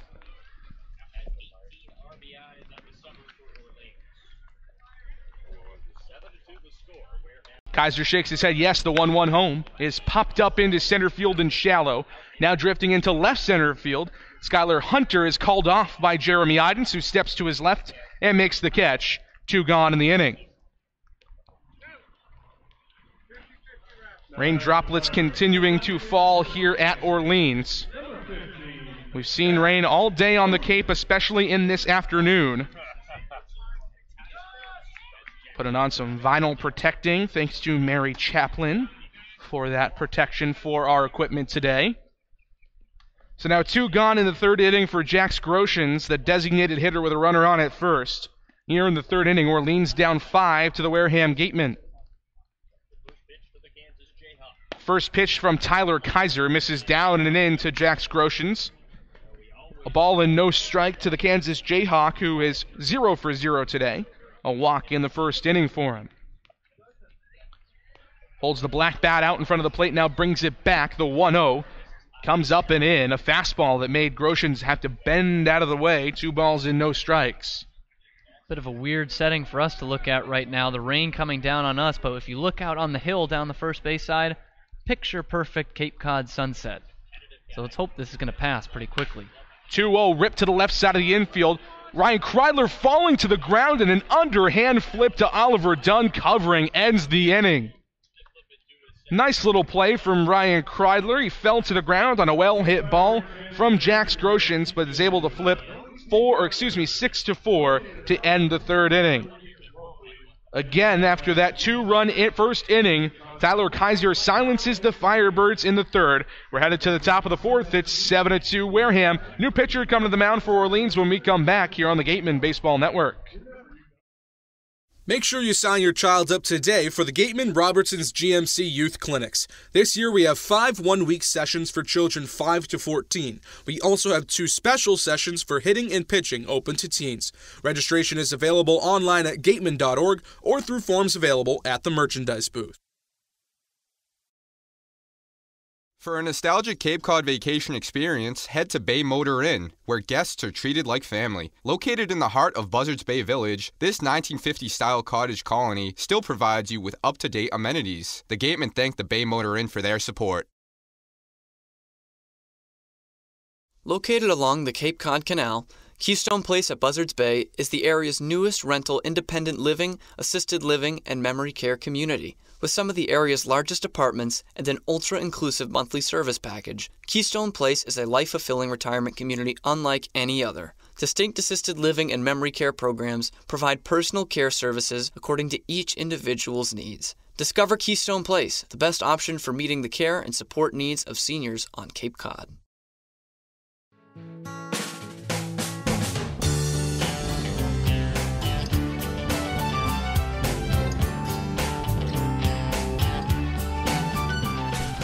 One of the best names in the Cape League to the mound for the Orleans Firebirds in the top of the fourth inning.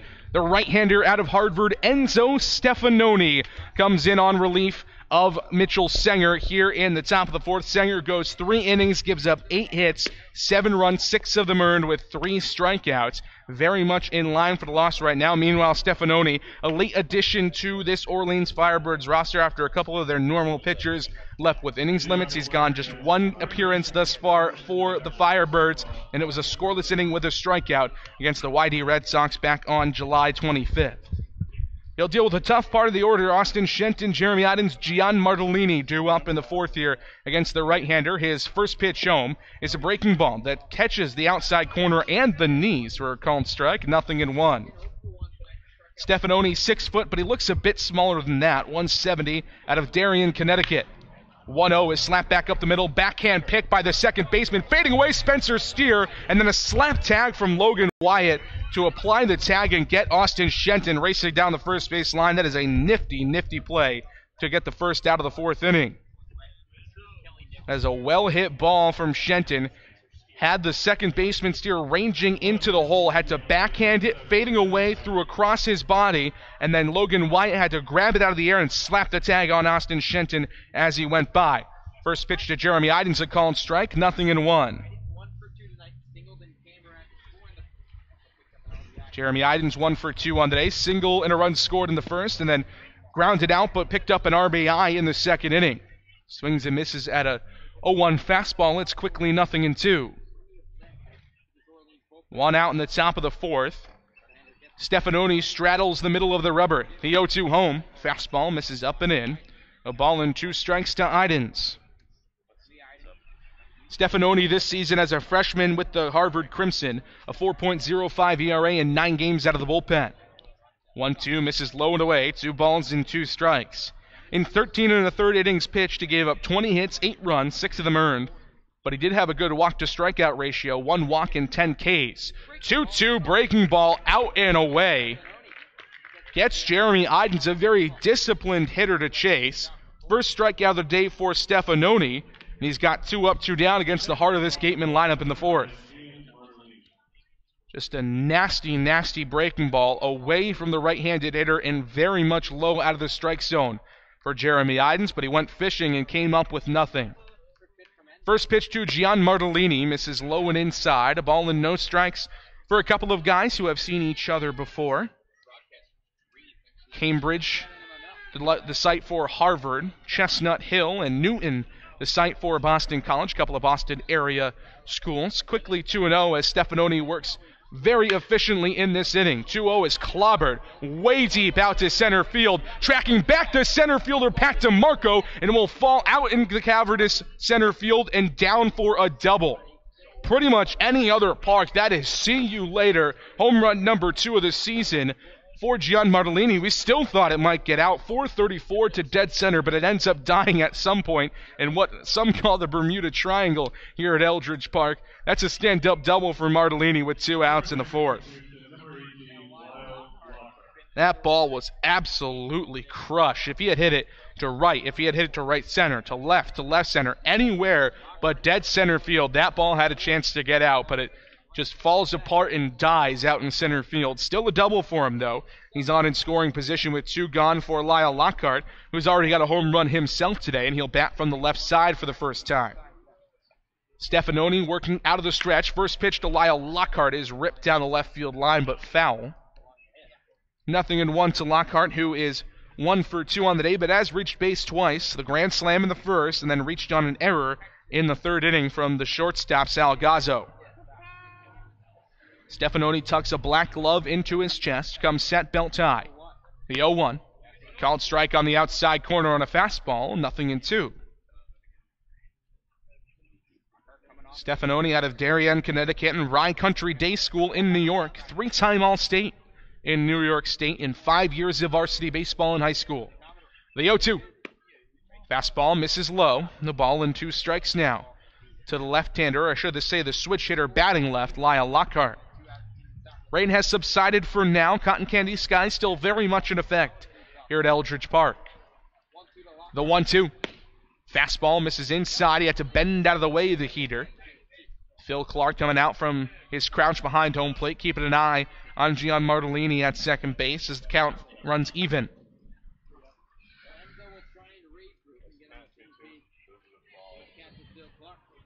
Stefanoni checks back at second base. His 2-2 home is hit to the right side of the infield on a couple of hops into the glove of Spencer Steer at second base. His sidearm throw in time at first for Logan Wyatt, and that will end the 4th inning. Couple of cheers for Enzo Stefanoni, a little crowd, a little fan group, I should say, here for the right-hander out of Darien, Connecticut, and Harvard University. Still 7-2 Gatemen as we head to the bottom of the 4th, but before we get there, our own Mary Oders is joined by one of the players of the game yesterday, one of the guys that helped the Gatemen allow just 2 hits on the day, the left-hander Joey Bair out of Lackawanna College. Thanks, JD. Now, Joey, it seems like you've been getting into a groove here on the Cape. What's been working for you? How do you feel like you've been pitching? I just think getting in a routine with Coach and just getting comfortable with the guys. I think that goes a long way, and then just going out there and competing. What have you been working on with Coach Lawler? A lot of mechanical issues before delivering the pitch, and more power and more separation between things, and like hands and spin. He covers a lot. He's good. When you came into the game yesterday, we were up 5-1. Is it easier to come into a game when the pitching before you has done so well? Talk me through that. When your pitchers are in a groove, it's nice because you have to fall, and normally defense is in sync too, which is nice. And then tight situations, they're tough, but that's when you have to execute your pitches. And lastly, you were out in left field when Lyle hit that grand slam. Talk about that. That's a good way to start a baseball game, especially in the good 4 spot. First inning, you can't go wrong with that. That normally leads to good things. Joey, thanks so much. JD, back to you. Thank you very much to Mary and Joey Barron. A fantastic outing for him and a fantastic start to the season for the left-hander, the D2 Pitcher of the Year this year at Lackawanna College. Tyler Kaiser back to the mound, a guy we thought might not get through the first inning, back to the mound for his 4th inning of work here in the bottom of the 4th inning from Eldridge Park in Orleans. He will deal with 6, 7, 8. Phil Clark, Carter Aldretti, and Justin Levy due up for the Firebirds near in the 4th inning. After giving up 2 hits in the first, Kaiser has shut down this Firebirds roster since only 1 base runner allowed since that first inning. Spencer Steer reached on an error in the 3rd. Phil Clark, the left-hander out of Vanderbilt. First pitch from Tyler Kaiser is yanked down the right field line, but foul as it twists toward the fans up that hill. 0-1 the count to Clark, who is 0 for 1 on the day with a strikeout swinging back in the first against Kaiser.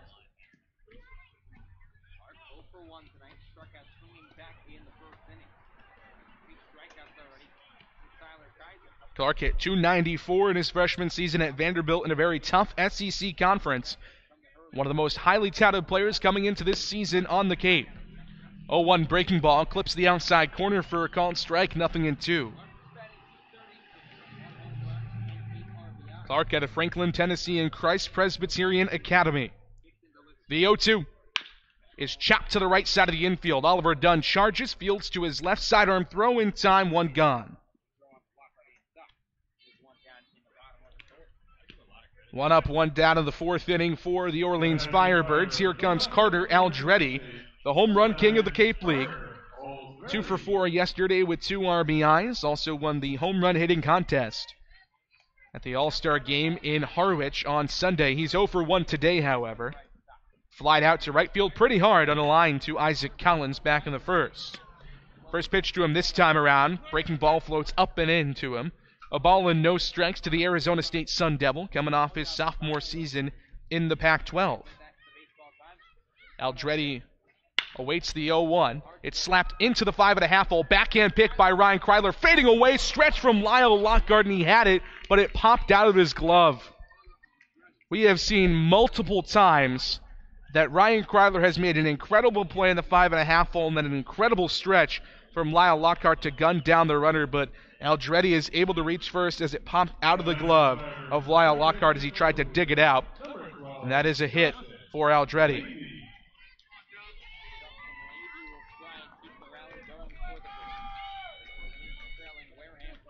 So that will be an infield single for Aldretti. 1 on, 1 out in the fourth. Here comes Justin Levy, the third baseman out of Louisville, who's 0 for 1 today. Grounded out to the shortstop Ryan Kreidler back in the second inning. Kaiser out of the stretch. His first pitch home is a called strike on the inside corner. 0-1 on a fastball that clipped the knees of Levy. Levy 6'1", 205 out of Kenosha, Wisconsin in Tremper High School. The 0-1 from Kaiser. Breaking ball has to have Levy bend out of the way. Bender came up and almost hit him in the chest. It's 1-1. Levy finishing up his sophomore season at Louisville before heading out to the Cape. Hit .248 this season for the Cardinals with 13 doubles, a triple, and 3 home runs. 1-1. Called strike on the inside corner. Change up that time from Kaiser. 1-2.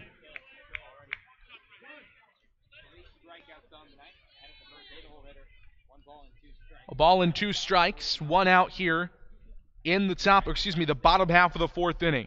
Kaiser comes set chin high, shakes his head yes twice, and the pitch home is swung on and poked into his right field. Sinking line drive, and it will fall in front of Isaac Collins for a single. So now back-to-back hits for the Orleans Firebirds here in the fourth inning against Tyler Kaiser. Bottom of the order now, and Sal Gazzo, the shortstop out of Tulane, coming to the plate. Runner at second is Carter Aldretti. Justin Levy, the third baseman from Louisville, on at first after that single. Gazzo 0 for 1 on the day. Grounded out to the pitcher, Tyler Kaiser, back in the second inning in his lone at-bat of the day. Kaiser working from the first base side of the rubber. Short leads for both runners. The pitch home is laid down a bunt that will get out of the reach of Tyler Kaiser and will dribble out to second base. A picture-perfect bunt from Sal Gazzo, and the bases are loaded on 3 straight singles from the Orleans Firebirds here in the fourth. Coming out of the left-handed batter's box, Gazzo pushed one down the right field side, down the first base side, I should say. Tyler Kaiser dropped to a knee trying to pick it up on a slide. It got off his glove and dribbled toward the second baseman, Oliver Dunn, who is also charging. Everybody is safe. So now bases loaded for the top of the order and Pat DeMarco, who is 1 for 2 on the night. Single stolen base run scored in the first, and then a strikeout swinging against Kaiser. Boy, could he do for another one here in the second inning. Kaiser comes set, his first pitch, squares to bunt, pulls it back. It's 0-1.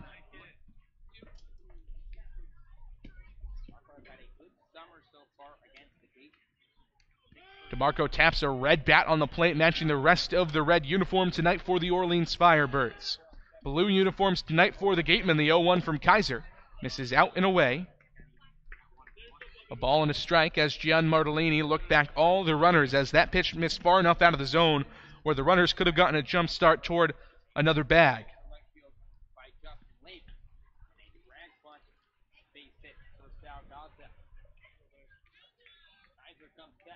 The 1-1 home from Kaiser.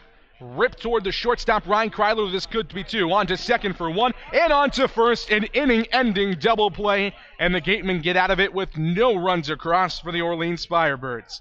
6-4-3, Kreidler to Dunn to Lyle Lockhart. That's how the bottom of the fourth inning ends. Gatemen still a 7-2 lead, a commanding 5-run advantage. As we head to the top of the fifth, they'll try to add to it when we come back here on the Gatemen Baseball Network. The Gateway Tavern, located on Marion Road in Wareham, offers an extensive but not exhaustive array of menu choices. They search for the finest in foods, ranging from garden-fresh produce to hand-selected seafood, and have special menus that change daily. The Gateway Tavern is proud to be the official helmet of the Wareham Gatemen. One of the area's best restaurants is located right up the street, Brewfish Bar and Eatery. Brewfish offers 20 rotating craft beers on tap and creative pub food. Check out their off-the-menu brunch with a Bloody Mary bar and $5 mimosas on Sundays. Join us for outdoor dining and drinks under the tent, or for live music every weekend, located on Route 105 in Marion.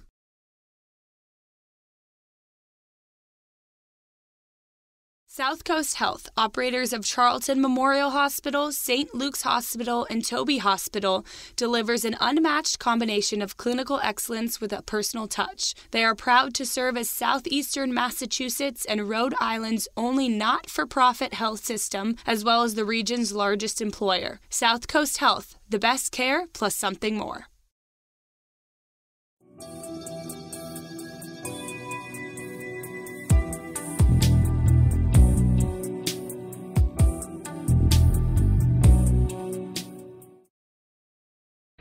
Top of the fifth inning here from Eldridge Park in Orleans. The Gatemen a 7-2 lead over the Orleans Firebirds. Enzo Stefanoni back to the mound, and his first pitch to Drew Millis sneaks under the diving glove of the shortstop Sal Gazzo, and into center field with a leadoff single goes Millis. Good to see Millis getting back on the board. Had a good couple of games heading into this one, but a strikeout and grounding into a double play his first two times up. Gets off the schneid, this time putting one right up the middle. Switch hitter batting left for the first time today. Certainly his more comfortable side of the plate. Hitting just above 100 on the season against lefties, who had faced in Mitchell Senger the first two times around. And now here against Enzo Stefanoni, the right-hander out of Harvard. He delivers a base knock right back up the box. So a runner on at first and nobody out for Ryan Kreidler, the UCLA shortstop. Squares to bunt, but puts it right back in front of the pitcher, Stefanoni. Slips on the grass momentarily, then recollects himself and throws on to first. Sacrifice bunt is a success as Millis moves up to second. 1 on, 1 out in the inning for Skylar Hunter. Yeah, not a terrible bunt there, but certainly not one for a base hit. For Ryan Kreidler, gets the job done and giving it to one of the hottest hitters in the Gatemen lineup right now with a man in scoring position. Skylar Hunter certainly is hot, 2 for 2 today with a pair of singles and a run scored. Batting from the left for the first time today. First pitch from Enzo Stefanoni. Breaking ball called strike on the outside corner, and immediately Phil Clark wants some time with his pitcher.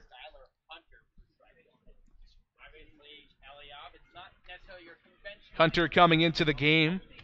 Hot, but not hot statistically. He's gotten on base a lot. In terms of the batting average, just 200 over the last 5 games and 238 over the last 10, but considering how he has hit at times this season in the low 100s, this is certainly an uptick in production from Hunter. He has had an excellent second half of the season. Look back at second from Stefanoni is 0-1 home. Misses below the knees, a ball and a strike now.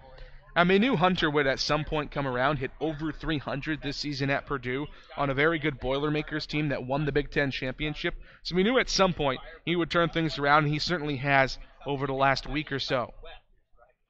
1-1 to the switch hitter batting left, sprayed foul down the left field line, 1-2. And he looks a lot more confident at the plate. I think he's putting a lot better swings on the ball in the last few games, and he's laying off good pitches. We saw one earlier in this at-bat that was just below his knees that he laid off for a ball. That's not something he's been laying off most of the year, and that's the reason for the big strikeout numbers, but he's putting together much better ABs. 1-2-2 amidst a breaking ball that misses the outside corner. Big looper out of the hands of Stefanoni. 2 balls and 2 strikes to the switch hitter out of Purdue. No batting gloves on his hands as he waggles the tan bat over his back left shoulder. The 2-2 home from Stefanoni is chopped to the left side of the infield, but foul. So we'll do it again at 2 balls and 2 strikes, 1 out in the inning. Double play not in order here with the only runner on base at second base in Drew Millis. Millis led off with a single right back up the box, followed up by a Ryan Kreidler sacrifice bunt. So a runner in scoring position 180 feet away from scoring. The 2-2 home again, ripped on and missed by Skylar Hunter. He strikes out swinging against Stefanoni. Second strikeout of the day for the right-hander out of Harvard. 2 gone in the inning with the top of the order and Isaac Collins coming to the dish. And that's one of the big problems that Skylar Hunter has had this season, team leading 27 strikeouts now on the year. But a problem, again, that he has corrected over the last couple of weeks. Rare to see a strikeout from him now. So Isaac Collins, the switch hitter, batting left out of Creighton. First pitch to him. Called strike on the inside corner. 0-1. To the Creighton Blue Jay, who is 2 for 3 on the day. A pair of singles and an RBI. That RBI coming in his last AB with a single back up the middle on a broken bat. 0-1. Misses outside, tips off the glove of Phil Clark, and Kreidler scampers up to third base.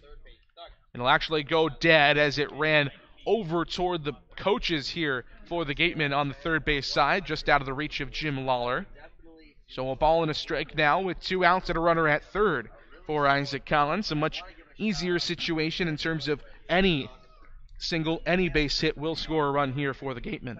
Yeah, it certainly shortens up your swing a bit. If you're Isaac Collins, you can do more with pitches that are slightly outside of the strike zone as well. And especially the way Orleans has been playing defensively today, a lot more confident at the plate that you're going to bring in a run home.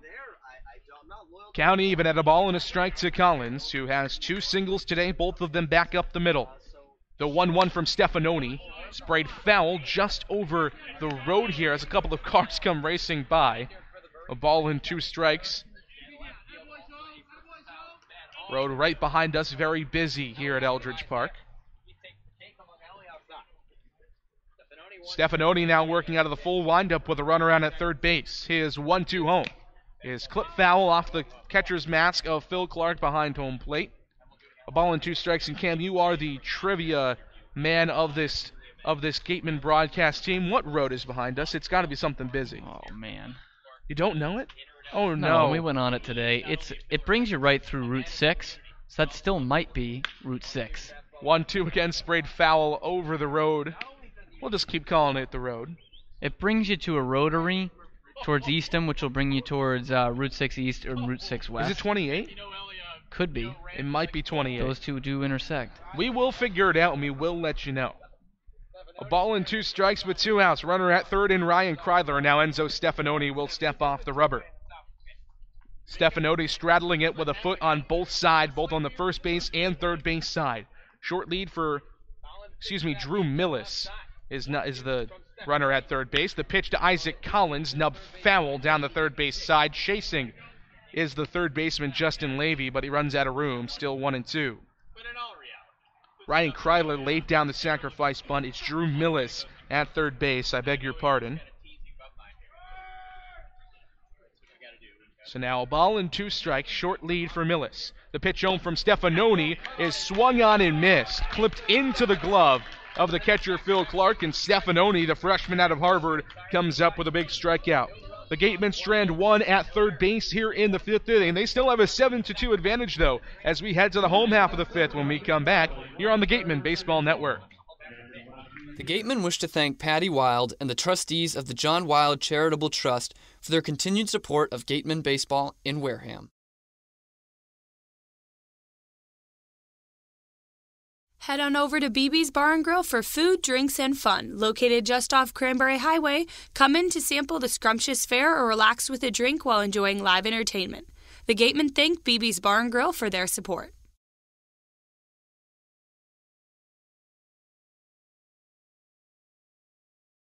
Established in 1877, TM Riders, a family-run insurance agency located in downtown Middleborough, Massachusetts. TM Riders' goal is to find the best coverage at a fair rate for their customers, but they really value giving the best service they can provide. Visit the office on Thatcher's Row if you would like P&C insurance information, quotes, and policies.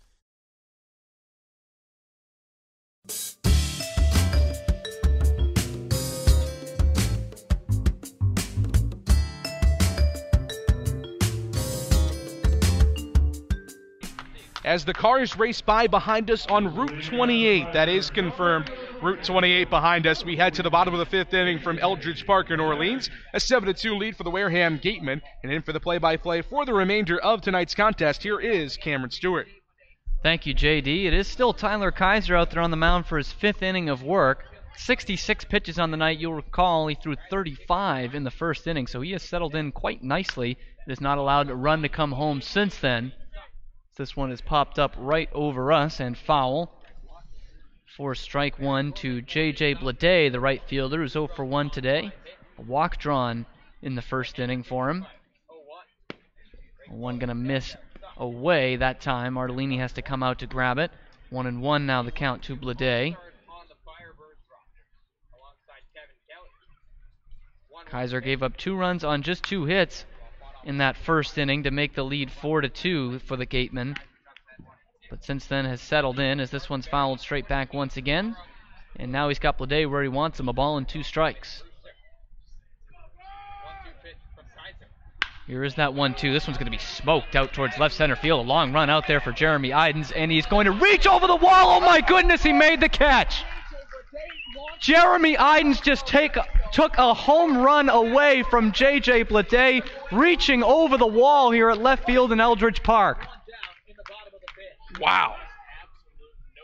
I thought we saw the Gatemen dugout excited after the grand slam from Lyle Lockhart.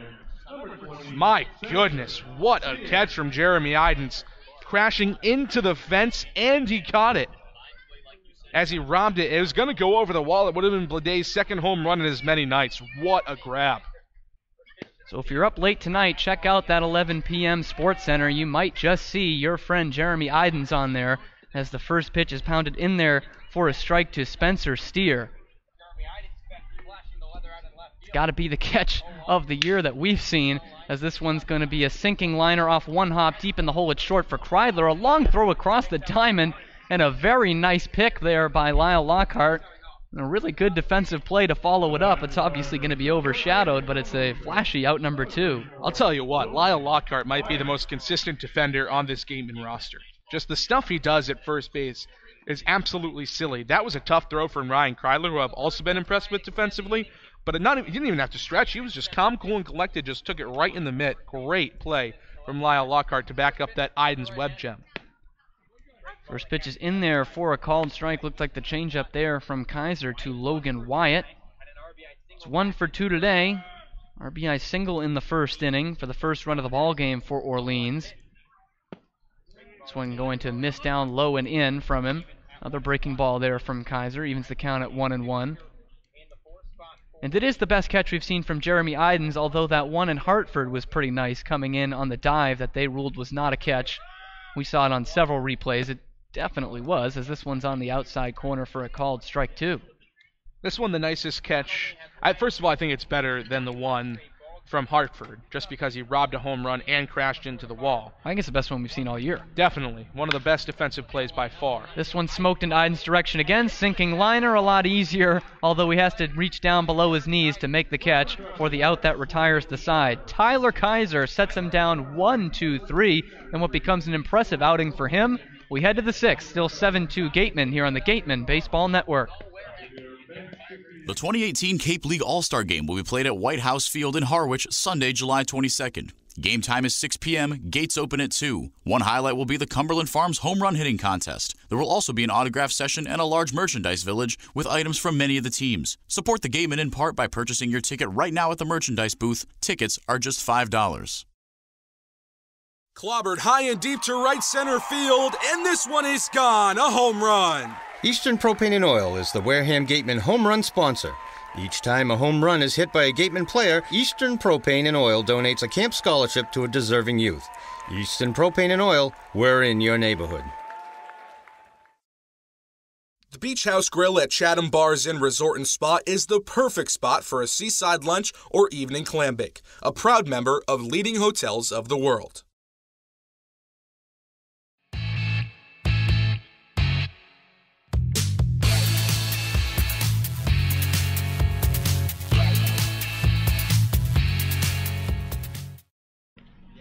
We head to the 6th inning here from Eldridge Park in Orleans, and everything going the way of the Wareham Gatemen.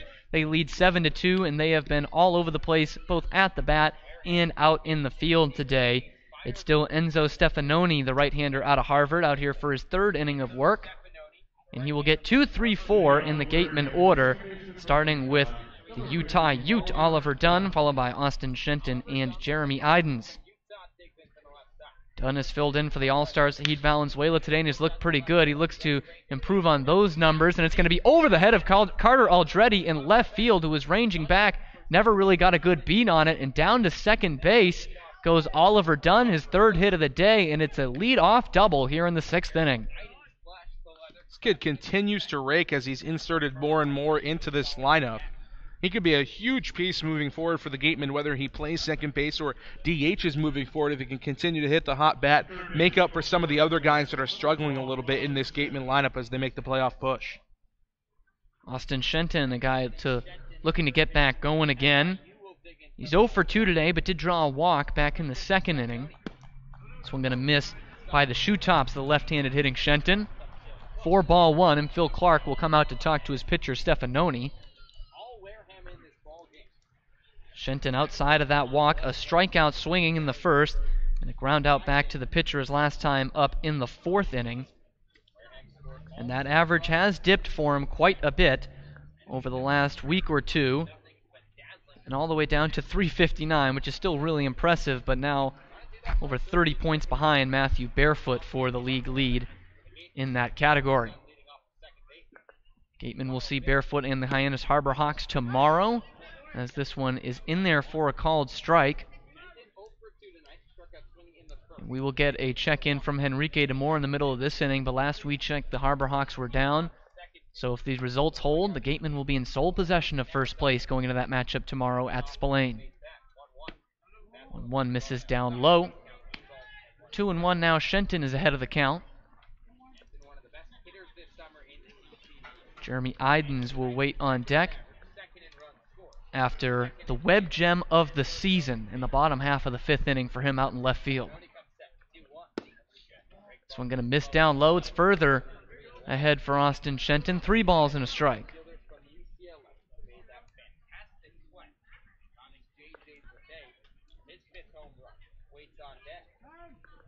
Time is called here, and we see a bit of a smirk here from Jeremy Idens. I don't want to be the one who has to tell him that there is no video here on the feed for either us nor the Orleans Firebirds, so it will just go down as urban legend, this incredible catch that he made last inning.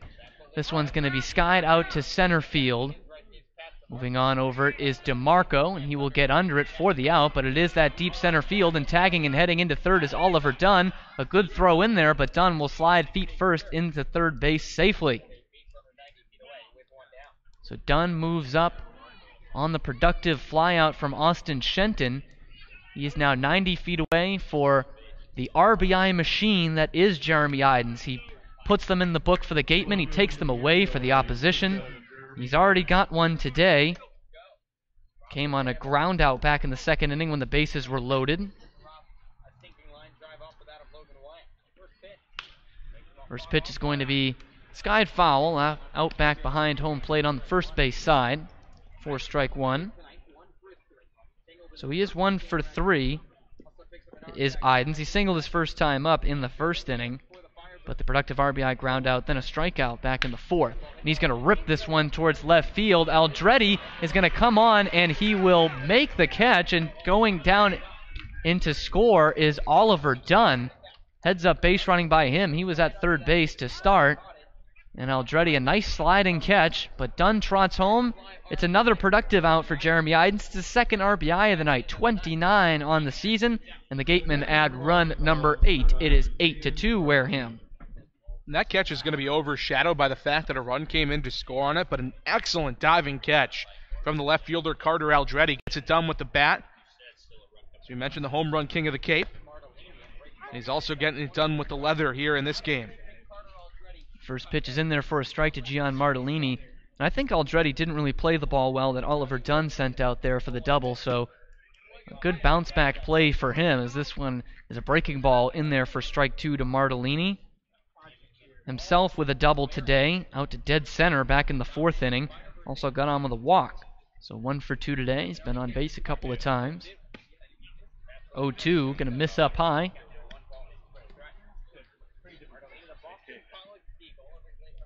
Martellini drew the 4-pitch walk in the first inning. That was immediately before the Lyle Lockhart grand slam that opened up the scoring today. This one is down the right field line. It's in foul territory and will, in fact, get out of play up on the hill here at Eldridge Park. Count stays at 1-2. So it is Lockhart on deck, who has already made his impression on this game. 4 RBI on 1 swing. 1-2. Bounce foul this time to the third base line from Martellini. Stays there at a ball and 2 strikes.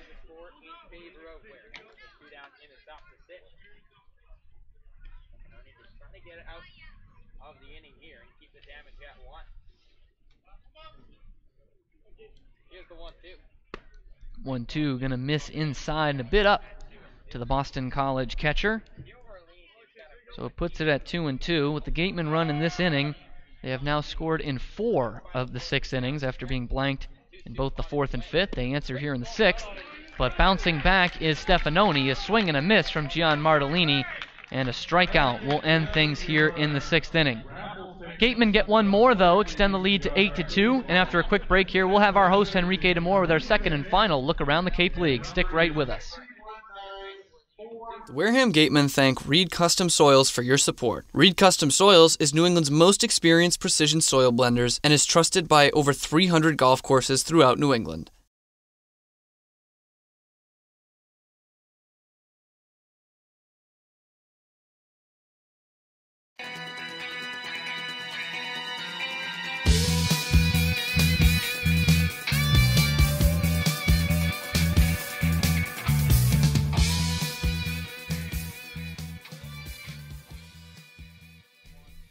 Welcome back to, like Cam said, your second and final Cape League update of the day. My name's Enrique Demore. Let's get right down to it.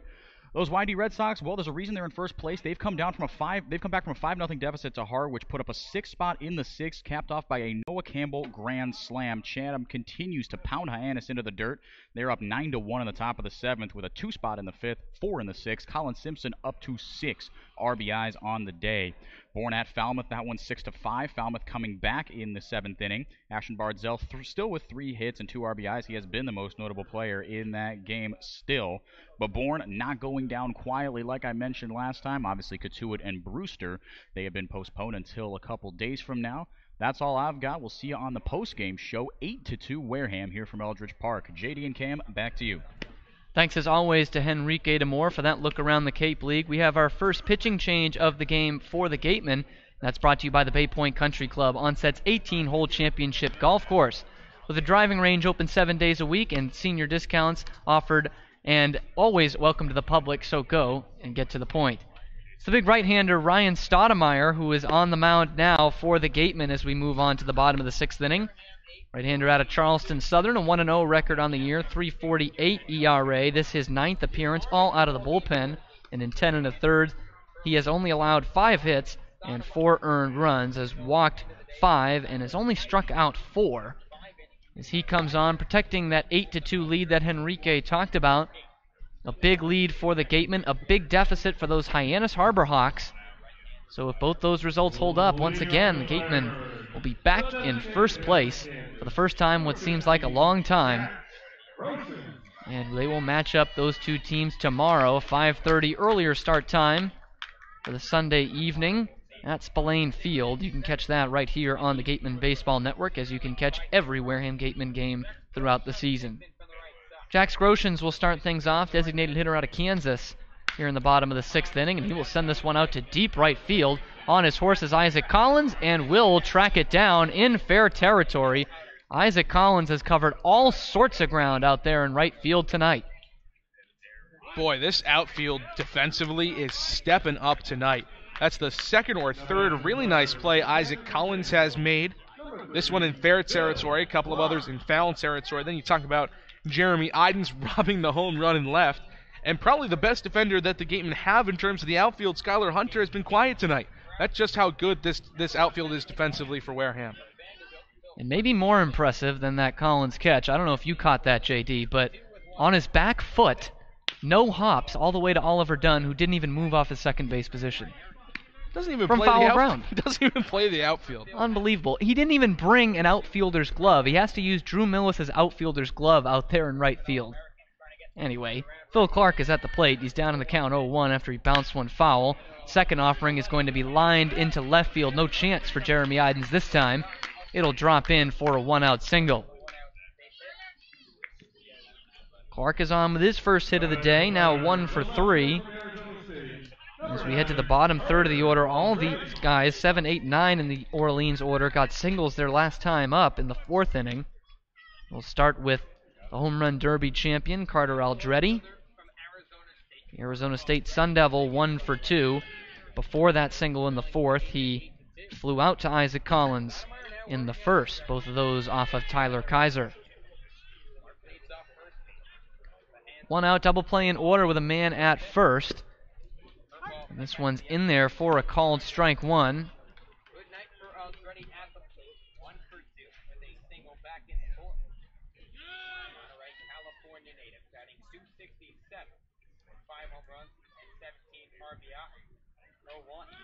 A 1 to him is going to be on the outside corner. Just painting the black there is Ryan Stoudemire, but gets it in there for a called strike 2.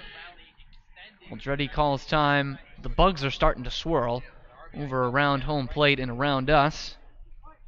Trust me on that one. Aldretti gets one out of his face, and he's going to need those eyes. He's down 0-2. Waste pitch, missing down low on the breaking ball from Stoudemire. A ball and 2 strikes.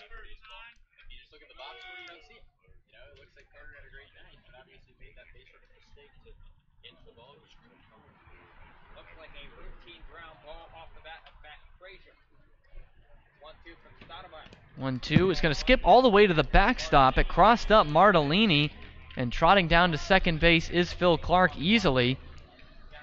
And Martellini looked all kinds of confused there as that one got away from him. He's not on the same page with Ryan Stoudemire.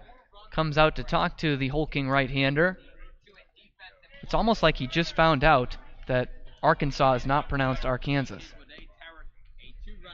Great find. I'm appreciating the fact that you're bringing Vine references to this broadcast right now. Anytime I can. I feel Remember like as the a fallen. Southerner, though, Ryan Stoudemire would know that Arkansas is indeed, Yeah, Arkansas. he might know. Not sure about Gian Martellini. Northeast guy, who knows? Does go to BC, though, so I figure he has a Probably pretty smart. decent- Rhode Island decent Public grasp. Schools, too. This one's going to be bounced to Ryan Kreidler at short. He throws on to first for out number 2. Moving up to third is Phil Clark. And now there's 2 gone. Martellini comes out to talk to Stoudemire again. I shouldn't even mention Rhode Island Public Schools. He went to Bishop Hendricken, a prestigious school out there in Rhode Island. Good Catholic education for him at both the high school and college levels. 2 outs, he trots back to his position.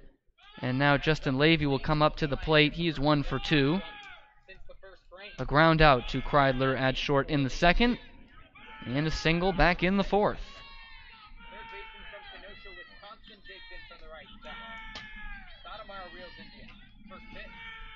First offering to Levy is going to miss down low below the knees for ball one.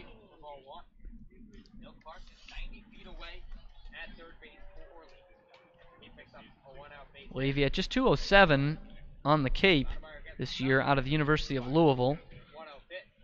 5 doubles, no homers, 10 RBI.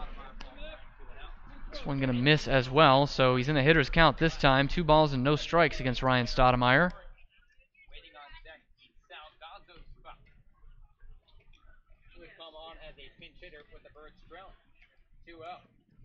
Tuo's going to miss down low once again in the dirt, dug out by Martellini.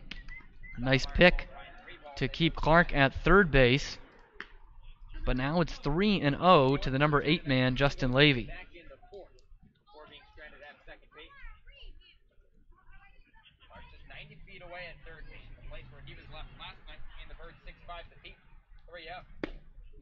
Three-0's a get-me-over fastball, and it does pipe the inside of the strike zone. 3-1 the count. Firebirds 2 runs on 6 innings. Amy digs back in from the right side. Leaving the all black bat above the right shoulder. 3-1 on its way. 3-1's going to be popped sky high on the infield. It's Oliver Dunn who's calling off Stoudemire, but the pitcher is going to take it himself. Violating one of the cardinal sins of baseball, Ryan Stoudemire is going to take it himself for the out that retires the side. He leaves Phil Clark at third, and it's still a 6-run lead for the Gatemen here on the Gatemen Baseball Network. Red Shirt Fridays is a national program created to acknowledge, honor, and support our troops who put themselves in harm's way to defend our freedom. In support of this program, the Cape League teams will be wearing a specially designed red jersey every Friday. This special weekly celebration of Red Shirt Fridays is sponsored by 47 Brand, HP Hood, Cape Cod Regional Transit Authority, Advanced Embroidery, and the Cape League. Support our troops and join us by wearing red each Friday. The Bay Point Golf Club offers a unique collection of 18 championship golf holes, a beautiful banquet facility, and a club host that has a fully stocked pro shop. The Bay Point Grill is a perfect place to grab a meal or watch a game. The course is located off of Onset Avenue in Buzzards Bay. The Gatemen thank you for your support.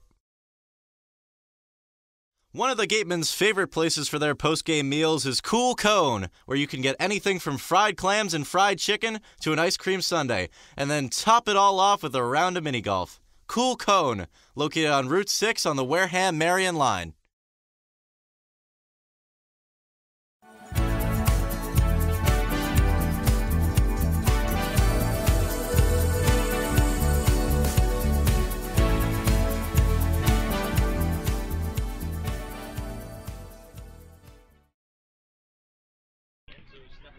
We head to the top half of the 7th inning here from Eldridge Park in Orleans.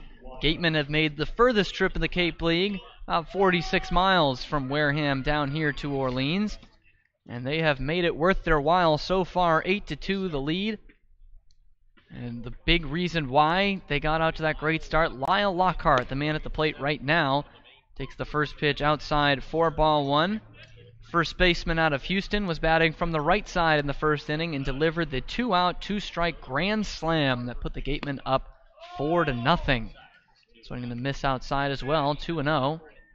It's Lockhart's second homer of the year. The only other one came against the YD Red Sox back in a doubleheader on June 24th. This one will catch the strike zone. So now 2-1 to the switch hitter who is now batting left. He also reached on an error in the 3rd inning and then was retired for the first time in the 4th. This one, same spot, same result, called strike 2, right below knee level to Lockhart and on the outside corner. Enzo Stefanoni is still the man out there for the Firebirds, right-hander out of Harvard. Silence the bats a little bit. This is 4th inning of work, has only allowed 1 run on 3 hits to the Gatemen.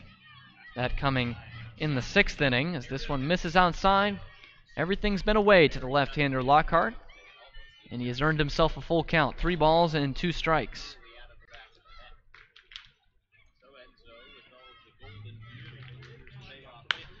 3-2 is going to be looped towards the left side, but Settling under it is the shortstop Gazzo on the sinking line drive. He makes the catch for out number 1. Lockhart retired for the second time tonight. And now Drew Millis will stand in. Another one of those switch hitters who will bat left for just the second time today. Gets a second at bat off Stefanoni and got 2 from the right side against Sanger, the man who started the game. And he is going to line this one out in the right center field gap, and it will drop in there for a base hit. A big turn from Millis, but he will turn back and head back to first base with his second hit of the night. He's now 2 for 4, a couple of singles his last 2 times up. And he will get there to first base with 1 out. Ahead of the shortstop from UCLA, Ryan Kreidler.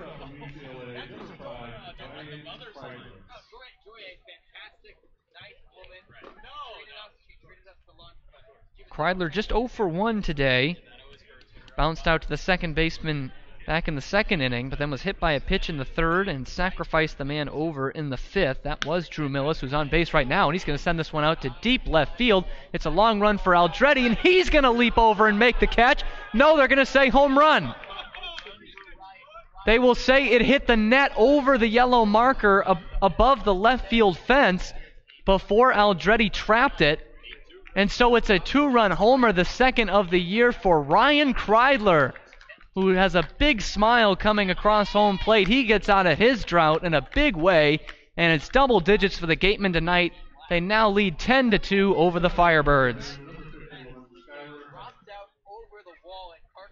It's been the unexpected guys tonight offensively for the Gatemen. A grand slam by Lyle Lockhart, a 2-run homer from Ryan Kreidler, 3 hits from Oliver Dunn in the 2 spot, a couple of hits from Drew Millis, and a couple of runs scored for him. As well as this man, Skylar Hunter, 2 singles for him today, 2 for 3. It has been the secondary characters for the Gatemen that we have been calling to step up for weeks now are finally starting to come through against a desperate ball club in Orleans, as the first one is swung through by Skylar Hunter. And the 0-1 is going to be lifted foul off to the left and out of play. So the Gatemen have come to play since that game against YD in Hartford, the 5-0 loss. Take 2 out of 3 from the Commodores and up big here over the Firebirds and trying to move back into sole possession of first place in the Western Division. Still 0-2 to Skylar Hunter, center fielder today. 0-2 will miss down low, 4-1. And things get hairier for the Orleans Firebirds, who are trying to hold off the streaking Brewster Whitecaps. Their game got canceled today, so they are idle. It's the 1-2 breaking ball, missing off the outside corner. That was one. That was a couple of pitches like that were called strikes to Lyle Lockhart earlier in this inning, but this one just off the plate, so 2-2, and now Skylar Hunter will rope it down that left field line, hooking foul. Certainly got a hold of that one, and Carter Aldretti has been all kinds of busy out there in left field for Orleans.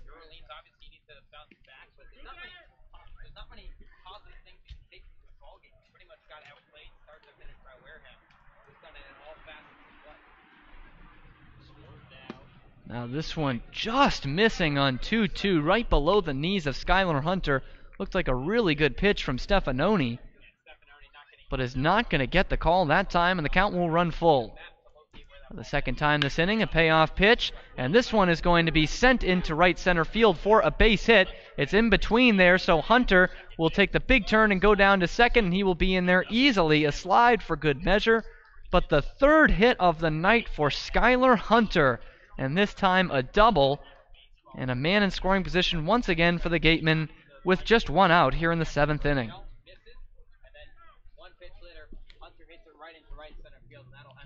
And this is going to be a meeting on the mound for Stefanoni, and he will give up the baseball. So we will have a pitching change, the second of the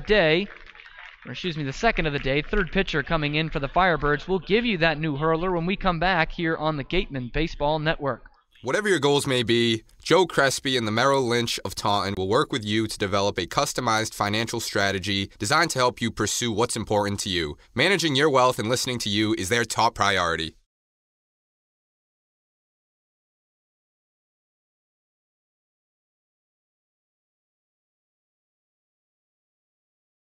Got legal trouble? Attorney Mark Deshays is here to help the greater New Bedford area with real estate and business law, estate planning, and probate. Visit him today.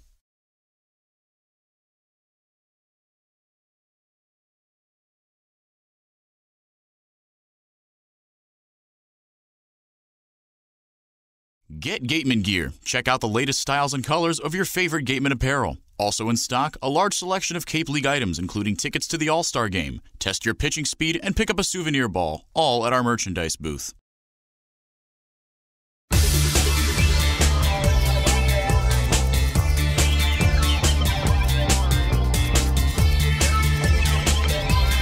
do have the new pitcher out here for the Orleans Firebirds here on the Gatemen Baseball Network. It's the right-hander Adam Erickson out of Stony Brook. No record this year. This is his 7th appearance, all out of the bullpen. A 2.57 ERA, and in 7 innings pitched, he's only allowed 2 earned runs, has struck out 7, so strike out an inning, and has only walked 4. And he will come on with a man at second base after Skylar Hunter delivered his 3rd hit of the ball game. A double out there towards right center field. Has a Purdue coach in the stands for him to watch him play here on the Cape, and is certainly not disappointed, and really none of the Gatemen have so far. They have already put up 10 runs here in the top of the 7th on 14 hits, as opposed to just 2 on 6 hits for the Firebirds, and have come in and just completely dominated this game end to end so far against a team they have struggled against this year. Gatemen looks like they're starting to catch fire at the right time. A win today would be back-to-back and 3 out of 4, and would propel them into first place. One of the Gatemen's favorite places for their post-game meal. Holds up down 9-1 to the Chatham Anglers tonight. Isaac Collins, representing the top of the order, will stand in. Switch hitter will bat left with that man in scoring position at second base, and only one man out. Collins has a couple of hits today. 2 singles, one in each of the 2nd and 3rd innings, but led off the game in the 1st with a fly out and struck out his last time up in the 5th inning. So 2 for 4 for the right fielder out of Creighton. Has also made a couple of terrific plays out in right field.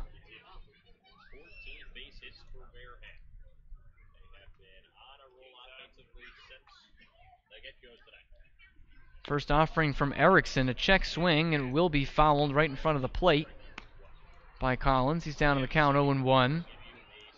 Oliver Dunn waits on deck. Another one of those guys who's had limited at-bats this year, but a 3-hit day for him. A couple of singles, a double, an RBI for him.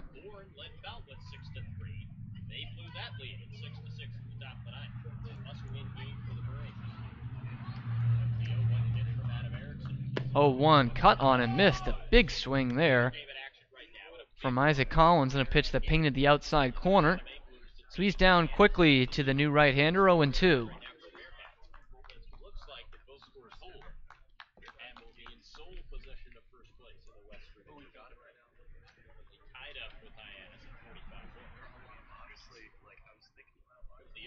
Erickson's 0-2. Gonna miss off the plate. Took a little something off that one. Breaking ball. That misses well outside to Collins. 1-2 now the count.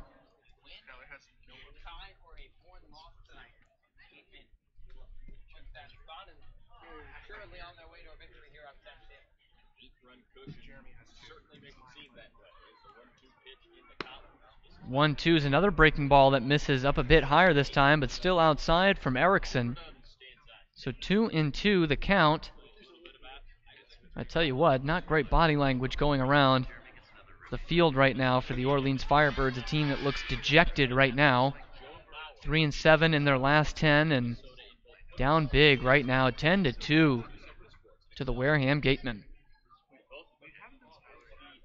2-2, waiting on it, but a nice breaking ball Ushers in a swing and a miss from Isaac Collins. Second time he struck out in as many at-bats. He goes down for the second out of the 7th inning. Hunter stays there at second, and now Oliver Dunn will come up to the plate.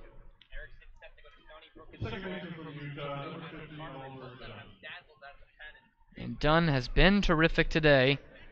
3 for 4. Only blemish a strikeout in the third, but a single in the first, RBI single in the second, and a long double in the 6th. This one will miss outside to Dunn. Ball 1.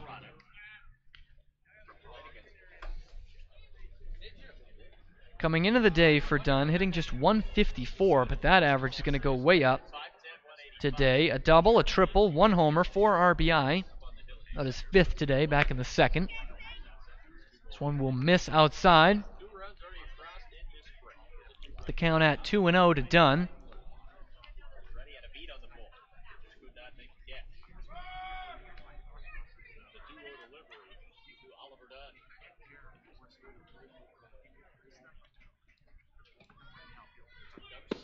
This one is going to be a nice breaking ball, knee high, to Oliver Dunn for a called strike 1.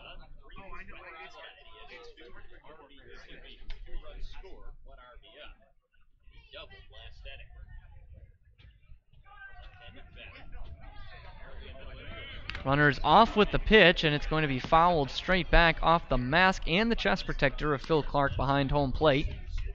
So Skylar Hunter will make the long trot back to second base. He got there with a double early in this inning that followed up the Ryan Kreidler 2-run homer.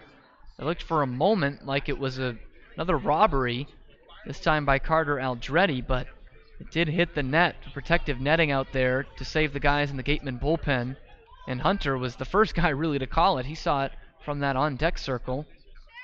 Was giving the round tripper signal. And that's exactly the way it went for the Gatemen. Second of the year for Kreidler. Gives us that 10-2 lead we're at right now.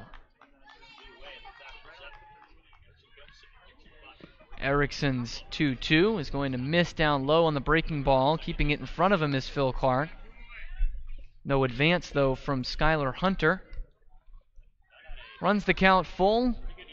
3-2, 2 outs, man at second base for the Gatemen in the top half of the 7th inning.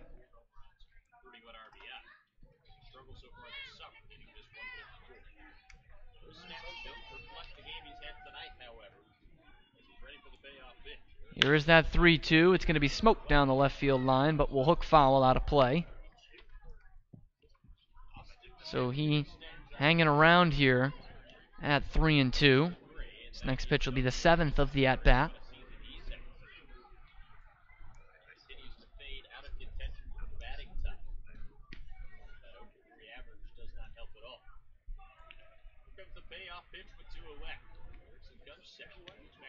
Erickson to the belt, looks back at second base, but time will be called.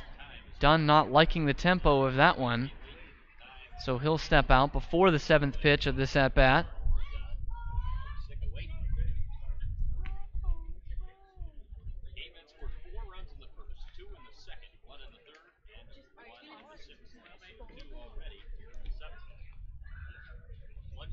So now we're just about ready for this payoff pitch once again. Here it is. It's going to be hooked down the first base line, fair ball, and behind the bag. This will score Skylar Hunter all the way from second, and the second double of the day for Oliver Dunn. Have a night, Bex. 4 hits, 2 RBI now, and it is 11-2 Wareham.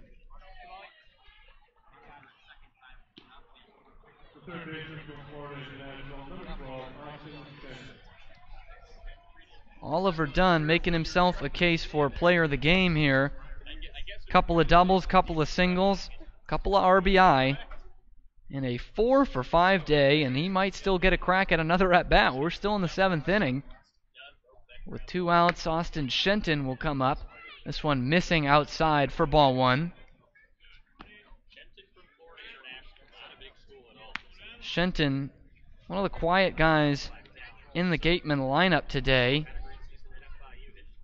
In fact, the guy who's second in the league in average is the only member of the Gatemen right now without a hit tonight. The other 8 have accounted for 15 here in still the top half of the 7th.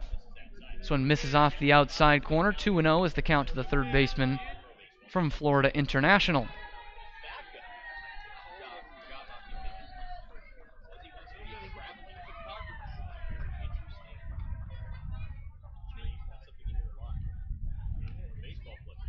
To Shenton is going to miss down low. Clark has trouble with it, but it doesn't scamper too far away from him. Back behind home plate and staying at second is Oliver Dunn.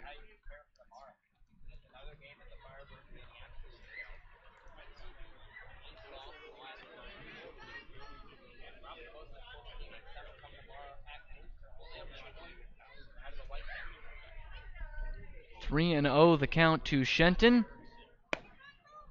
And this one is going to miss down low for ball 4. And while Shenton does not have a hit today, he's drawn his second walk. And those are the 2 times he's gotten on base, so he gets down there with 2 men out, and Jeremy Idens will now stand in.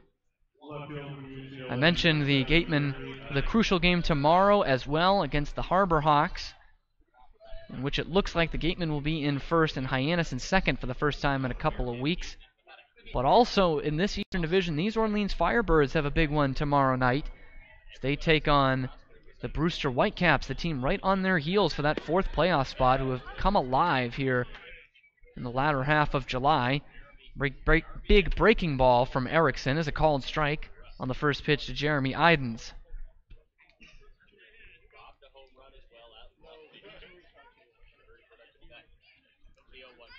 A 1 to him is going to be bounced to the shortstop Gazzo, who will flip on to second for the fielder's choice, and the out that retires the side.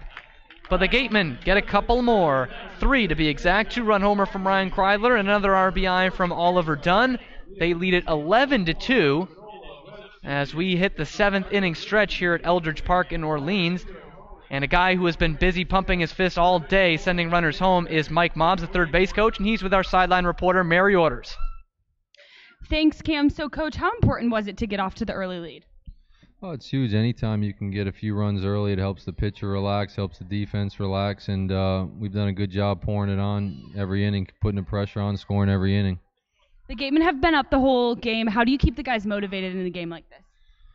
Well, these guys are some of the best players in the country, so it's a lot of them are motivated just by being here, so we don't have to really be a rah-rah type of team. They come out and play every inning like it's 0-0, and that's why they're here. Lastly, how important is it to get a statement game like this before playoffs? It's huge. It's absolutely huge. This team has been resilient all season. We haven't gone into any long losing streaks, and I think we're going to play our best baseball in the next 2 weeks. Mike, thanks so much. Cam, back to you. Thank you to Mary and to third base coach Mike Mobbs. It's the 2nd inning of work upcoming for Ryan Stoudemire. And he only went 1 above the minimum in the 6th inning. Did not allow a run to come across, allowed a base hit to Phil Clark, but that was it. He was left stranded at third base and took matters into his own hands on a pop-up behind the mound that he called off the second baseman, Oliver Dunn, to reel in. So he's out there for the 7th. Gatemen ahead 11-2 and have dominated in all facets of the ball game today. 11 runs on 15 hits with just 1 error. 2 runs on 6 hits for Orleans, and for all their defensive mishaps today, only 2 errors to show for it. 9-1-2 due up for the Firebirds, and we've got a pinch hitter to start things off. Sal Gazzo's night is done, and into hit form is Kenyon Jovan, the two-way guy out of the University of Oregon. Sitting at .231 on the year, gets his first hacks tonight. Takes the first pitch on the inside corner from Stoudemire. Strike 1.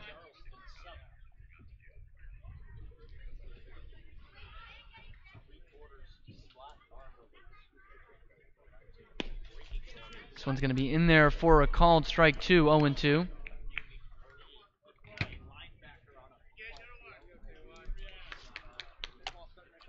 Jovan, definitely an imposing guy out there. 6'3", 215 for the right-hander. He's also pitched against the Gatemen this year, but that has not been his forte. 1-3 his record, and Hitting not his forte tonight, as this one's down low and a swing and a miss. He goes down swinging on 3 pitches. Good morning, good afternoon, and good night from Ryan Stoudemire. His first strikeout of the outing. It's brought to you by the law offices of Lang, Exifaris, and Bullard, the official strikeout sponsor of the Wareham Gatemen. With 1 gone in the 7th, we flip back up to the top of the Firebirds order. Pat DeMarco is still in the game, center fielder. He's 1 for 3 today as he takes this one low and away for ball 1.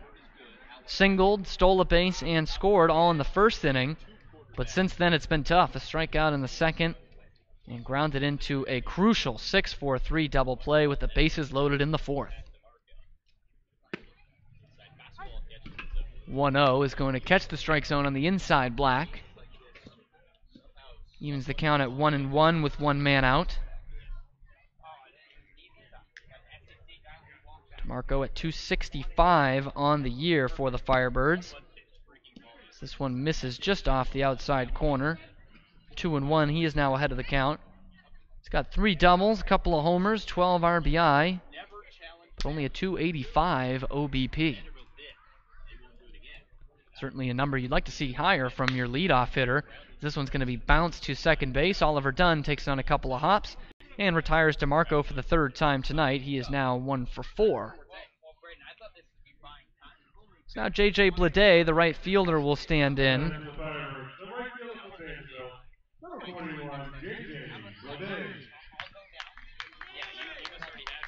Blade drew a walk in the 1st and struck out in the 3rd, and in the 5th inning, his last time up, sent an absolute rocket out to left field that was heading over the fence before Jeremy Idens reeled it back in, taking a home run away from him. First pitch barely missing down low to Blade, 1-0.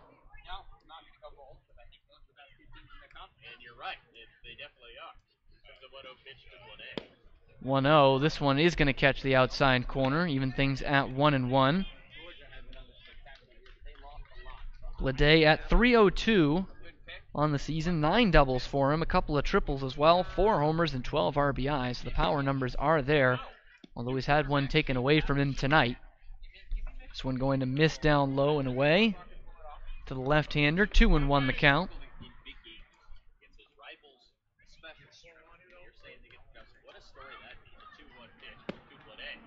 2-1. This one just missing, similar to the first pitch of the at-bat. Down below Blade's knees. He's got a big strike zone, does Blade. 6'2", 205, an imposing figure at the plate, much like Kenyon Yovan earlier in the inning. 3-1 is going to be skied foul off to the left, and this one's headed right for Route 28 to put the count full. 3 balls and 2 strikes with 1 out and nobody aboard. 2 outs and nobody aboard. Here in the bottom half of the 7th inning. Here's the payoff pitch. It's going to be skied out towards left field, foul ground again, and this time Idens will not be able to get to it. So that's where the count stays.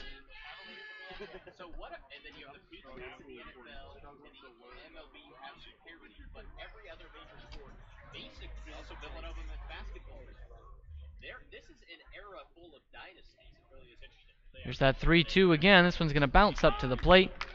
And J.J. Blade will head down to first base with a 2-out walk. It's the first one issued by Ryan Stoudemire in his outing today. This is just his 2nd inning of work. Has now allowed a hit, a walk, a strikeout, but no runs have come home just yet. Spencer Steer will now stand in. He's reached on base just once, but 0 for 3. Reached on an error in the 3rd inning. It wasn't exactly robbed by Isaac Collins because it was in foul territory, but a great play by the right fielder back in the 1st inning. First pitch swinging, he's going to pop it up foul behind the press box behind home plate, strike 1.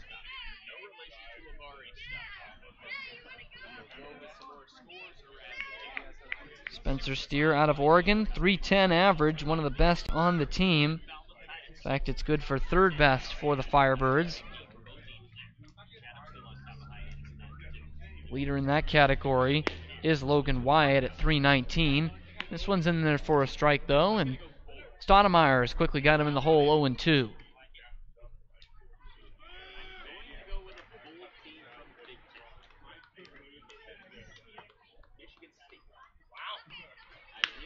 This one is going to be skied out to left field fairly deep, but moving on it is Jeremy Idens. He will camp under it for the out that retires the side.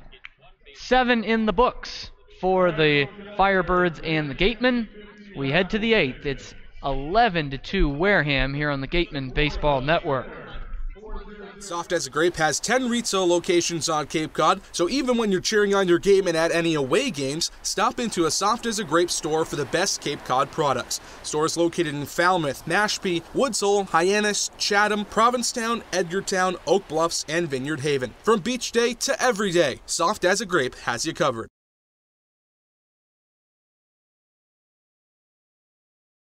The law firm of Lang, Exafaris and Bullard, providing families and businesses in the greater New Bedford community with legal services for 40 years. We look forward to serving you. For an appointment, call 508-992-1270. We invite you to learn more about the law firm of Lang, Exafaris and Bullard by visiting our website, lxblaw.com. Learning at Curry College extends beyond the classroom and is embedded in all that they do. Curry prepares students to engage in successful careers and active citizenship with a global perspective. Explore undergraduate majors, minors, and concentrations, including new majors in accounting, biochemistry, and software development, online at www.curry.edu.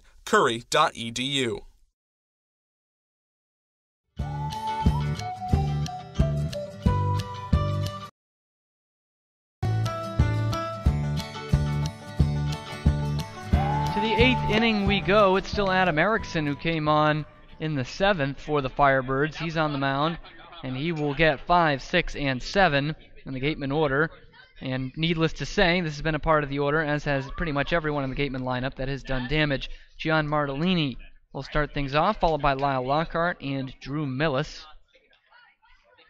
And for Martellini, reached base twice, a walk in the first, and a double in the fourth.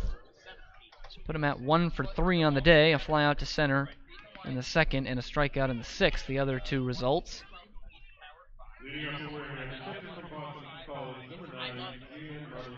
Martellini will stand in as we are in the 8th inning here in the Gatemen Baseball Network. Alongside BJD Ranchi, I'm Cameron Stewart, bringing you Wareham Gatemen Baseball. First offering in this 8th is in there for a called strike to Martellini. 0-1. Martellini came into the day with a .241 average, a homer and 4 RBI. This one in there for a called strike to him. It's the count at 0-2 very quickly.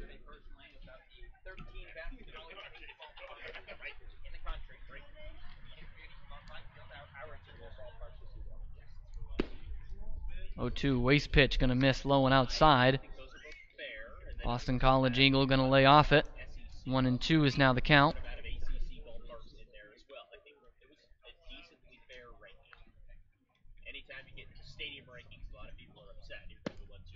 1-2 going to miss down low. 2-2 evens the count to Martellini.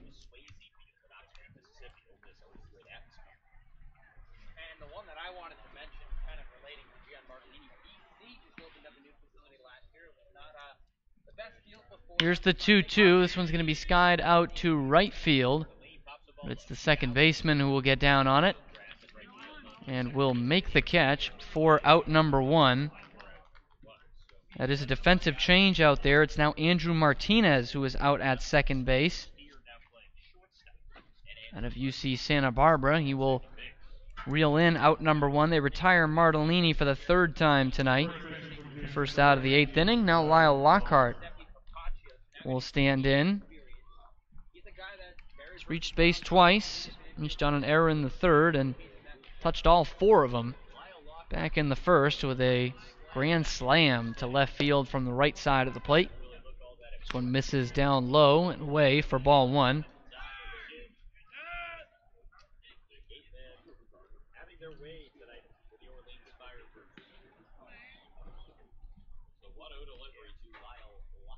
Erickson's 1-0 is going to be belt high and in there for a called strike. It's Erickson's inning for now, but there is action out there for the Orleans. Aaron Oceanbine is warming up in the bullpen, right-hander. Breaking ball missing inside below the shin guard of Lyle Lockhart. Puts the count at 2 balls and a strike. They're about to be a team that's lost 25 games. 44-game schedule. You've only played 39 of them at that point. So you got to find something new. It might be 2-1, just nips the outside corner. Lockhart not liking the call, but it evens things up. 2 balls, 2 strikes, 1 out, base is empty. But I think you might even want to fix that up a little bit. Maybe move the marker down to a 5 or 6 spot with someone else who's on the leadoff hole and make something happen. It could be a possibility. 2-2 is going to be sliced foul down the left field line. And it didn't get over by too much down that left field line. Looked like it could have been extra bases there for Lyle Lockhart, but he will have to regroup. Still dealing with a 2-2 count.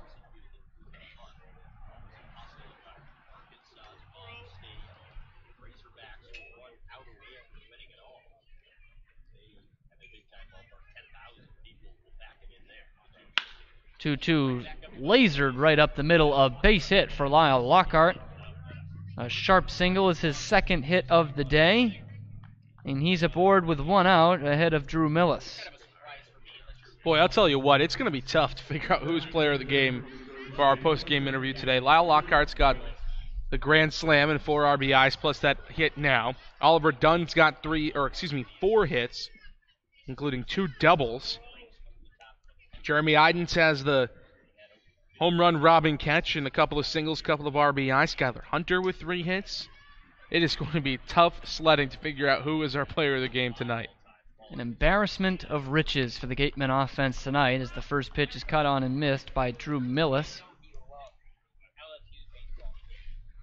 That hit by Lockhart, the 16th of the night for the Gatemen, to go along with their 11 runs. Millis going to wait on it, send it out towards center field. Moving on it is DeMarco, and will make the catch. A pretty hard hit ball for an out there by Drew Millis, but it is out number 2. Still at first base is Lockhart. Ryan Kreidler will now stand in. And he had been scuffling going into his last at-bat, but certainly made some noise that last time up. The 2-run homer. It gave the Gatemen their 9th and 10th runs of the day. And that was not Adam Erickson that faced him, as the first pitch he gets him to cut on and miss. A pitch down low. That was Enzo Stefanoni, second to last hitter. He gave up the homer to Kreidler and then a double to Hunter. And Erickson was given the top of the order.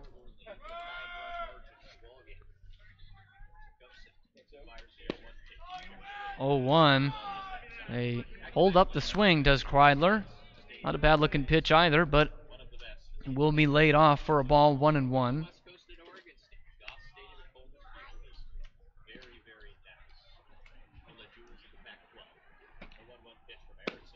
1-1. The catcher Clark was set up outside. Pitch comes inside. But Kreidler lays off and should have thought about swinging, as that one's a called strike 2.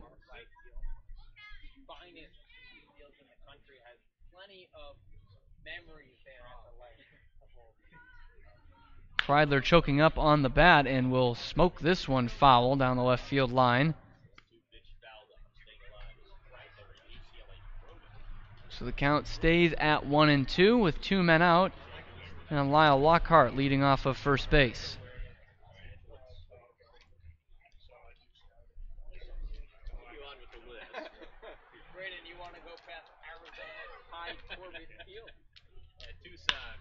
Two-strike pitch is going to be sent out to center field. It's a long run for DeMarco, but he comes on and dives and makes a backhanded catch.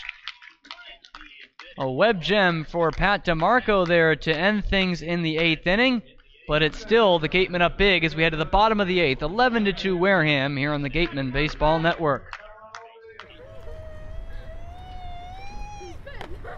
Beat the heat and join us at Waterwiz, a water experience unlike any other this side of the bridge. Open daily, head over to the water park on Route 28, the Cranberry Highway. Cape Cod Healthcare is the leading provider of healthcare services for residents and visitors of Cape Cod, with 2 acute care hospitals and more than 450 physicians. For more information, please visit capecodhealth.org. Cape Cod Healthcare, expert physicians, quality hospitals, superior care. Since 1950, Morse Insurance has consistently offered the best insurance at competitive rates to generations of clients in southern Massachusetts. If you're frustrated with paying for what essentially feels like just a piece of paper, it's time for you to check out the one-of-a-kind client experience that only Morse Insurance can deliver.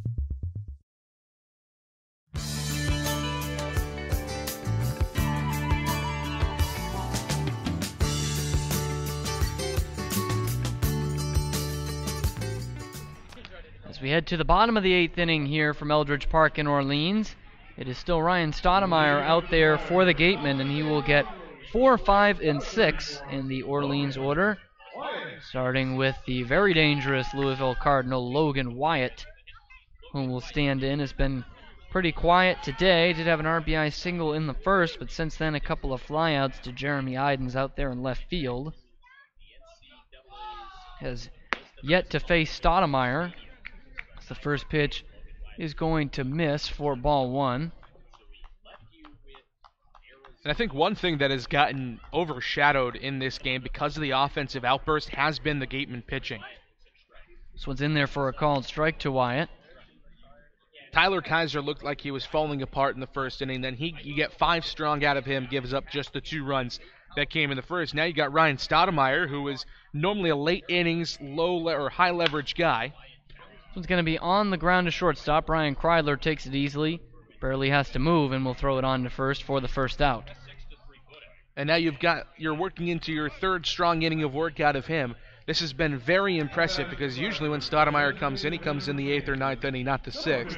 And he goes an inning, maybe 2 at most. This by far, I think, his most impressive outing of the season, not only because of the fact that he has yet to allow a run and has only allowed 1 hit in his 3 innings or his 2 and a 3rd innings of work now, but just because he has been so consistent and has gone so long. And now Jax Groshans will stand in. Designated hitter takes the first pitch knee high and inside for a called strike. So for 2 today. Walked in the first and grounded into a fielder's choice in the 3rd and flew out to right field in the 6th.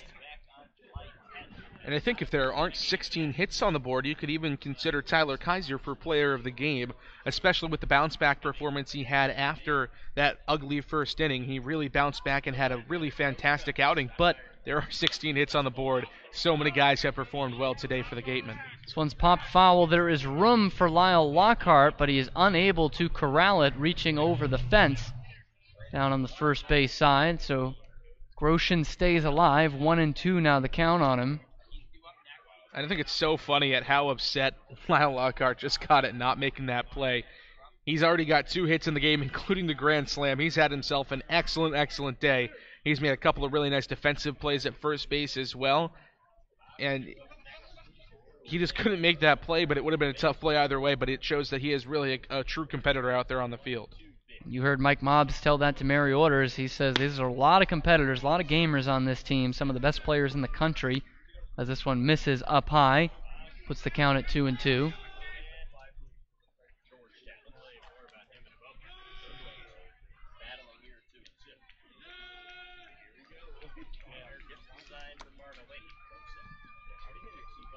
Two to Groshans, gonna miss inside. Groshans bends out of the way of that. And the Kansas Jayhawk works the count full. 3 balls, 2 strikes.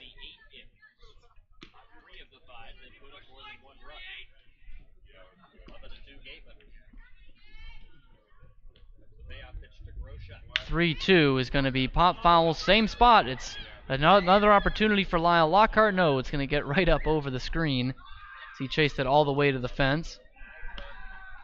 No anger this time around from Lockhart, unless you tried to crawl through the fence and the screen. But that's not humanly possible. So Lockhart's going to have to deal with letting that one get foul. But a good fight here from Jax Groshans as he's fought off a couple of really tough pitches here from Ryan Stoudemire with 2 strikes. And so we do have some news as the playoffs are approaching the end of next week. Falmouth Commodores with a 9-6 victory over the Bourne Braves. As this one's cut on and missed, Groshans goes down for strike 3. That's brought to you by the law offices of Lang, Exafaris, and Bullard, the official strikeout sponsor of the Wareham Gatemen. The Commodores with a big win at Gov Fuller Field eliminate the Braves from playoff contention, as it was a walk-off 3-run homer for Austin Langworthy. So that means now that the Wareham Gatemen have clinched a playoff spot. Both the Gatemen and the Hyannis Harbor Hawks have clinched spots. They'll square off tomorrow, looking to see who will get the heads up in that number 1 seed, but nonetheless, the Gatemen will be playing extra baseball. So this first pitch is in there for a called strike to a pinch hitter. Alex Gamachi, the catcher, will stand in, getting his first cuts of the night, filling in for Phil Clark, so a straight change. He went 1 for 3, did Clark, a single in the 6th. This one's in there for a called strike. Stoudemire quickly ahead now, no balls and 2 strikes.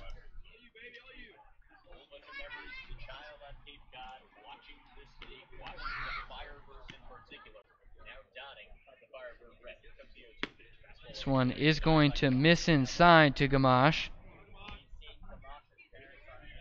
from Lake Forest, Illinois, before going to Georgetown. He's actually getting his first at-bat of the year right now. Just signed by the Orleans Firebirds.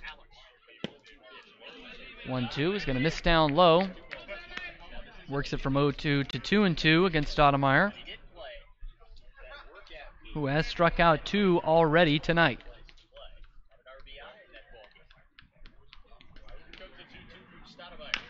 This one's going to be bounced on the ground, a slow roller that Kreidler will call off Austin Shenton and will throw on to first for the final out of the inning. To the 9th inning we go. The Gatemen still up big here on the Gatemen Baseball Network. Mezzaluna is a family-run Italian restaurant celebrating 80 years in business. Located on Main Street in Buzzards Bay, Mezzaluna specializes in Italian cuisine, a lunch menu that's the best deal in town, and serves Cape Cod's famous prime rib every Wednesday and Saturday. Come enjoy the feast at Mezzaluna, the Italian family restaurant.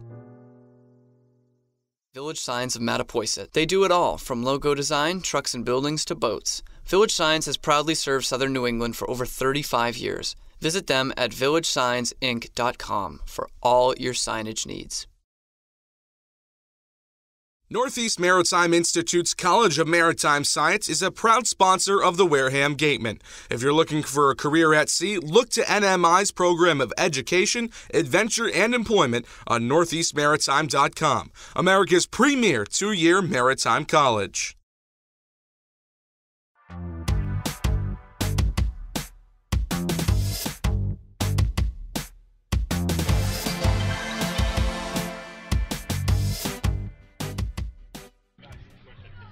And now as we head to the top of the 9th inning, Firebirds will trot out their 4th pitcher of the night. It's the closer for them, actually, Aaron Oceanbine out of Eastern Kentucky.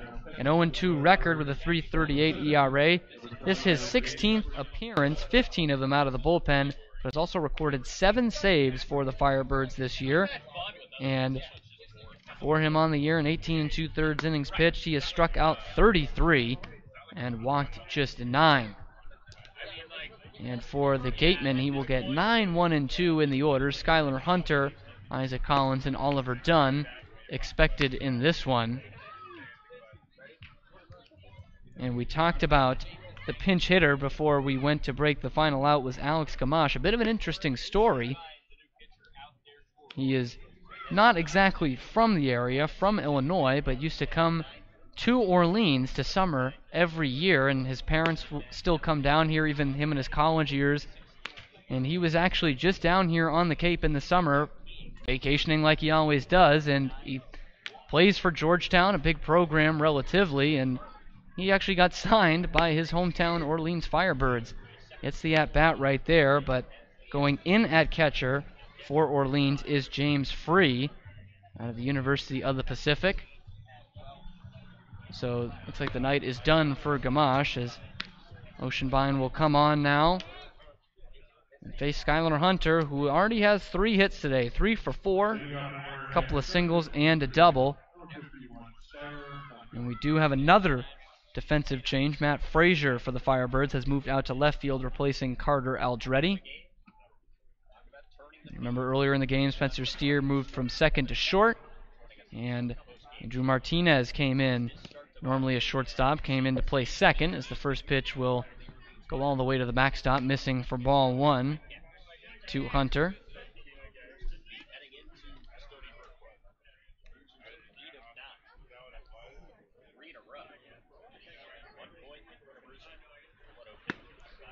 Is going to miss up high, and having to bend out of the way from having it hit him is Skylar Hunter.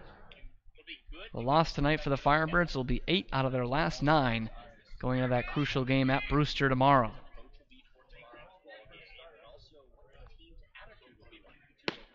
2-0, that misses up high, but outside this time. 3-0 to Hunter. Get me over fastball, works in there for strike 1. Oceanbine working pretty quickly. He was the second pitcher of 2 in the combined no-hitter for the Firebirds last week. 3-1, this pitch barely missing off the outside corner. And Skylar Hunter must have been pretty happy he got that call. He runs down to first base with a leadoff walk. So he has reached base 4 times today. The guy who was reached base twice is now coming up, Isaac Collins. A couple of singles in both the second and the third, but nothing since. A couple of strikeouts in his 2 at-bats since then. Switch hitter batting left. Take the first pitch down low and away for ball 1.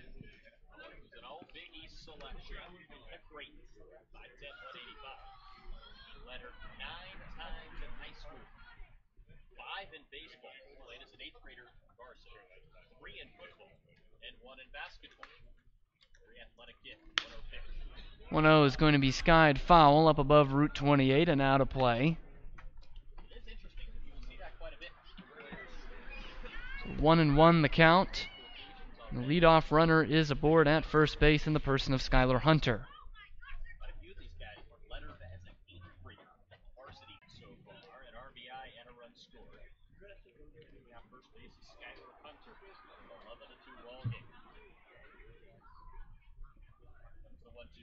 One, 2 off the plate and a bit high from Oceanbine.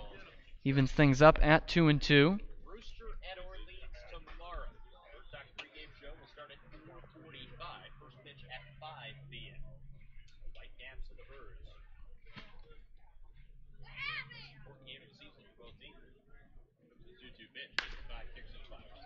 This one's going to be skied foul off to the left, out of play once again, so that's where the count will stay.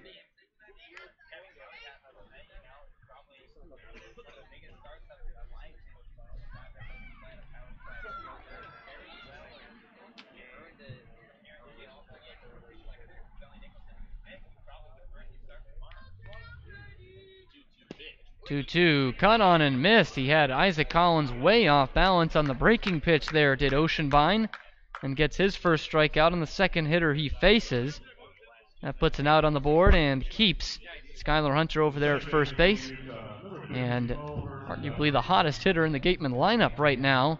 With that short-term memory, Oliver Dunn will stand in 4 for 5 today with 2 RBI.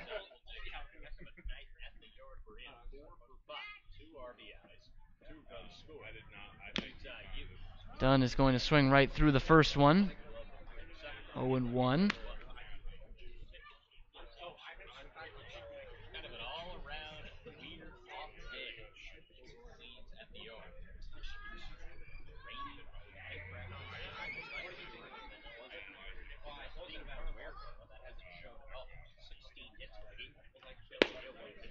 This one just catches the outside corner. And about knee-high to Dunn. So the count's at 0-2 to him with 1 out.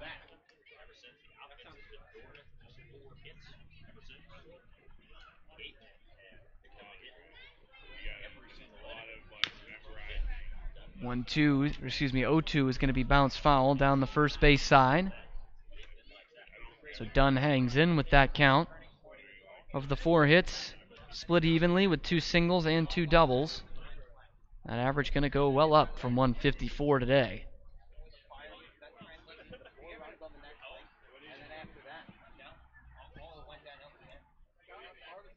1-2 once more. Cut on and missed. Elevated fastball.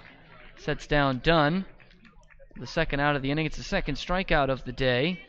And the second in a row for Aaron Oceanbine. And that will leave things in the ninth inning up to Austin Shenton. The man at first base. He is the only man in the Gatemen lineup without a hit today. Even a couple weeks ago, I don't think we'd ever be saying that, with the Gatemen having brought home 11 runs. Yeah, probably not. But you know, he's reached base twice on walks, so he's still putting in his work. And a productive out as well, as this one's going to get all the way to the backstop. And moving up is Skylar Hunter into second base. His flyout in the sixth inning for Shenton moved up a runner from second to third, moved up Oliver Dunn, in fact, from second to third, and then he would come around to score on the sacrifice fly by the next hitter, Jeremy Idens, who stands on deck.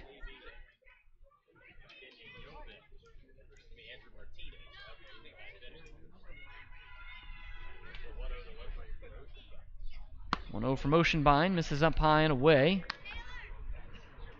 Shenton in a nice hitter's count here, 2-0. As JD mentioned, already a couple of walks tonight for the third baseman.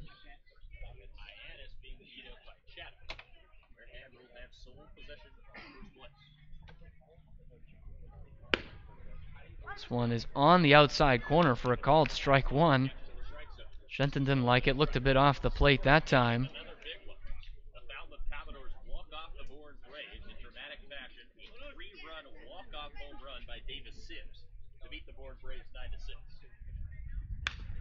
Shenton's going to foul this one straight back to the screen. Battling back is Oceanbine. From 2-0 to 2-2 with 2 outs and a man aboard at second base.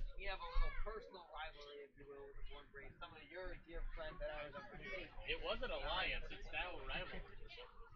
It was, but there's been a lot of trash talk. I'm not going to say which side. 2-2. On the outside corner, it freezes Shenton for a called strike 3. And we will go to the bottom of the ninth here from Eldridge Park in Orleans. Last chance for the Firebirds as the Gatemen up 11-2 here on the Gatemen Baseball Network.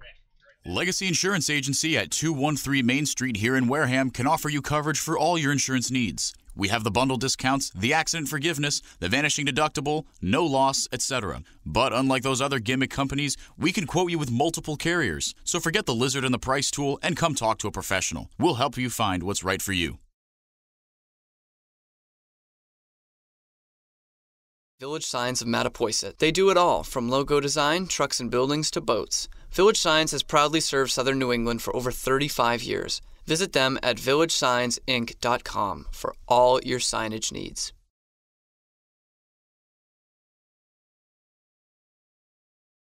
Northeast Maritime Institute's College of Maritime Science is a proud sponsor of the Wareham Gatemen. If you're looking for a career at sea, look to NMI's program of education, adventure, and employment on northeastmaritime.com, America's premier 2-year maritime college.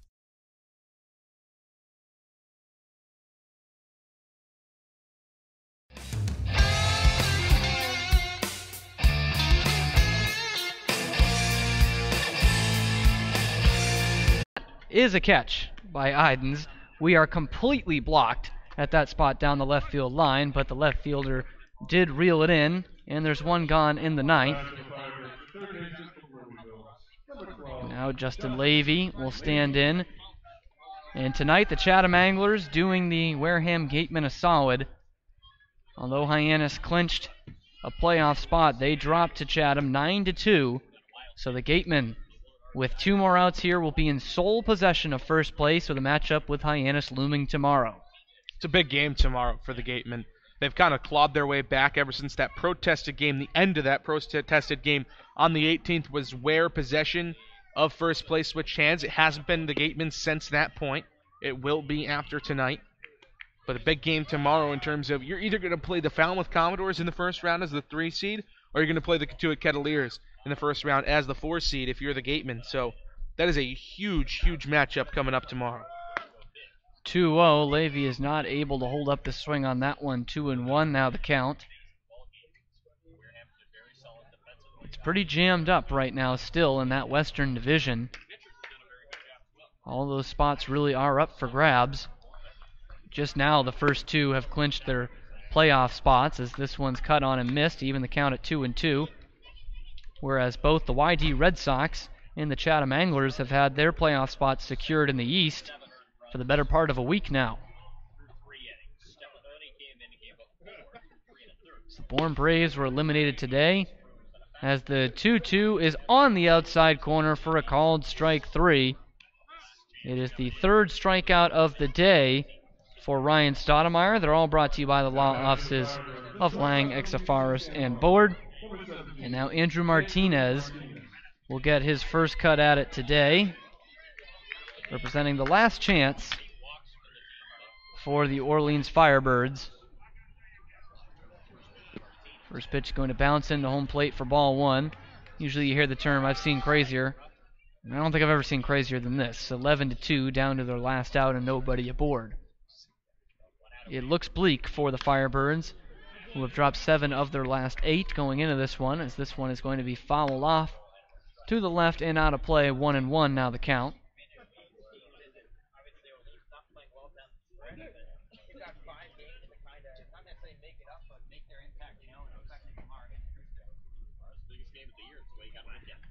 One missing up letter high. Puts Martinez ahead of the count 2-1.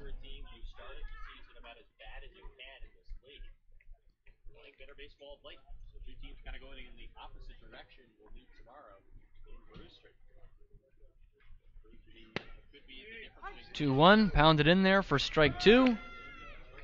And the Firebirds are down to their last strike here at home at Eldridge Park, a game the Gatemen have dominated since the first inning. Lyle Lockhart delivering the grand slam, put them up 4-0. It's been all Wareham ever since, as this one misses up high. Put the count full 3-2. Orleans actually did fire back with 2 in the first, but it literally has been all Gatemen on the score sheet since then. 7 unanswered to give them the 11-2 lead they see right now, and they have obviously kept Orleans off the board since the first. Here's the payoff pitch. Cut on and miss, strike 3, and that is the ball game. The Gatemen, with a convincing 11-2 victory over the Orleans Firebirds, puts them in sole possession of first place here in the Western Division. It's back-to-back and 3 out of 4 for Wareham as they head into a crucial matchup with the Hyannis Harbor Hawks tomorrow.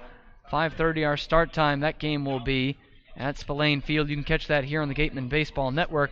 But JD, all kinds of domination today on the pitcher's mound, in the outfield, and at the plate, especially for the Gatemen. An absolutely fantastic night for the Gatemen. We've been talking about how before the last couple of games with the Falmouth Commodores, extra base hits and that power has been a problem for the Gatemen.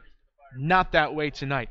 Home run for Lyle Lockhart, a grand slam. Couple of doubles for Oliver Dunn, and a double for Skylar Hunter. And it's guys like that, the Oliver Dunns and Skylar Hunters of the world, that are really impressing me in terms of what they're getting done at the plate, because they have been so inconsistent at times this season, and they've really been starting to make the push. Gatemen now in first place in the West Division, all alone by themselves after the Hyannis lost to Chatham tonight.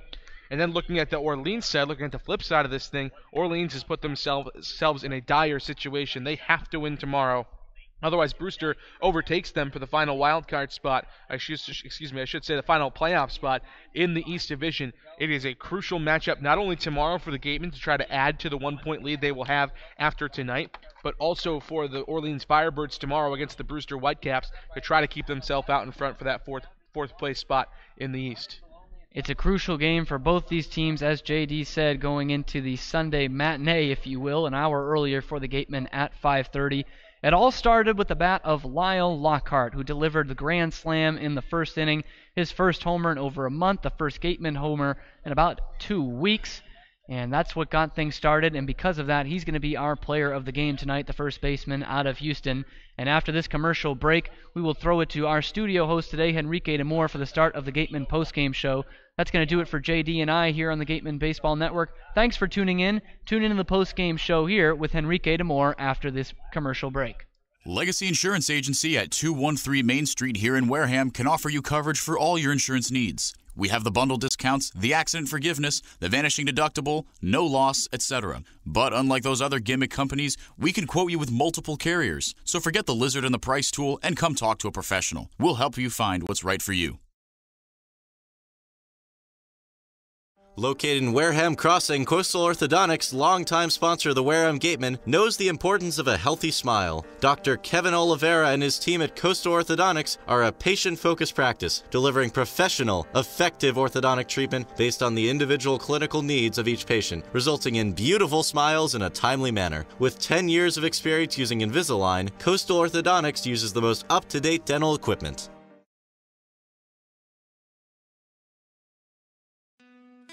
Wareham House of Pizza has been serving Wareham and Marion for over 40 years with steak and cheese, pizza, and subs. Located in Shaw's Plaza, head on over for pickup or let them deliver to you.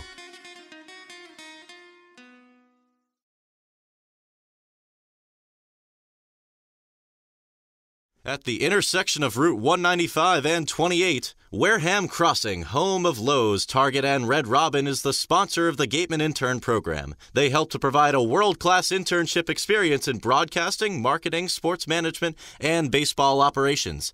Check out Wareham Crossing's schedule for this year's Summer Movie Night Series. Founded in 1854, the Wareham-based AD Makepeace Company is the world's largest cranberry grower and private property owner in eastern Massachusetts. The company supports organizations like the Wareham Gatemen and projects like the outdoor cranberry bog classroom that you may have passed on your way in. Visit admakepeace.com to learn more.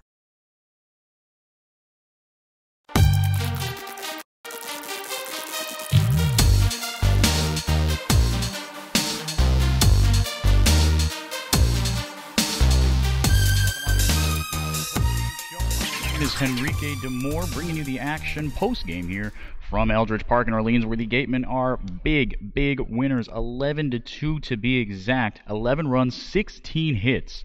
1 error for the Gatemen, 10 men left on base, 2 runs, 6 hits, 2 errors for the Orleans Firebirds, 7 men left on base for them. The Gatemen, they clinched today, but not technically because of the win. Born losers today in walk-off fashion to Falmouth, 9-6. Davis Sims with a walk-off ding-dong for the Commodores to keep them in third place, as Katua not in action today.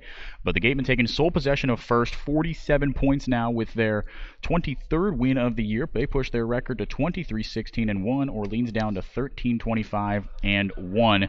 As JD and Cam said, Orleans kind of in must-win territory right now. Brewster off today, so Orleans still retaining a 1-point lead over the Brewster Whitecaps. The 2017 Cape League champion Brewster Whitecaps trying to sneak back into the playoffs and maybe make a surprise run. But Orleans in must-win territory now with just 6 games left in the season. Wareham 5 games left on the year, all against West Division opponents. But let's recap this one right now.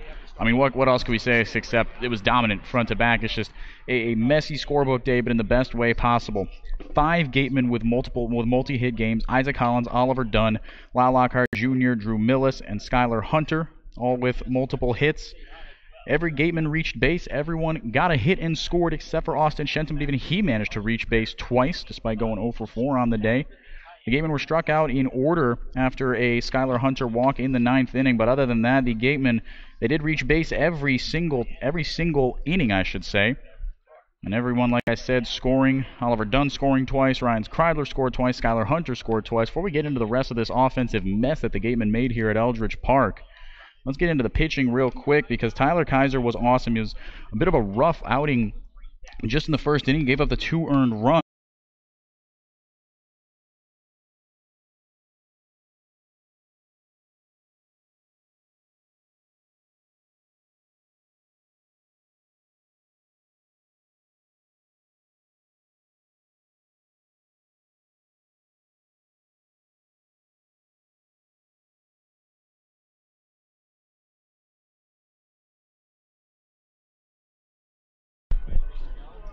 Welcome on back to the Gatemen Postgame Show. My name's Henrique Demore, and to my left, our player of the game, Grand Slam man Lyle Lockhart Jr. out of Houston. Lyle, how you doing today? Not too bad. Good. I mean, great win all around, obviously, from you guys. First of all, from the team aspect, I mean, after a lot of close games, you guys have blown out teams a lot in the past, but you haven't had just a front-to-back embarrassing win like this in a while. How does this feel? This feels great. I mean, pitching staff did an absolutely amazing job. They kept it close whenever we needed them to keep it close. Whenever it was close calls, they did their job. And hitting got really contagious, and everybody seemed like they were getting in on the party tonight. Yeah, on that subject, I mean, the hitting being contagious, what does that say about this lineup who has been, except for the last couple of games, you guys have been back on track as far as the extra base hits. What does that say about these guys? I mean, what's been the approach in these last couple of games where you guys have turned it on extra base-wise? There's a lot of fight and a lot of guys. They're wanting to finish the season up strong, go into the playoffs hot. Everybody likes their swing where they're at, and just 1 through 9, everybody's kind of finding their stroke right now. If one guy can't get the job done, the guy behind them is going to get it done. So you don't have that much pressure just to perform for your own self, but you know the guy behind you is going to step up and get it done. And now you yourself, obviously, a big grand slam to set the tone in today's game. Last couple games, you get the triple a couple days ago and the grand slam today. What has changed in your approach? My approach is pretty much not to swing as hard, but to find the barrel and just put good contact on the ball, and just once it gets in the field of play, just run hard down the line, and whatever happens after that happens.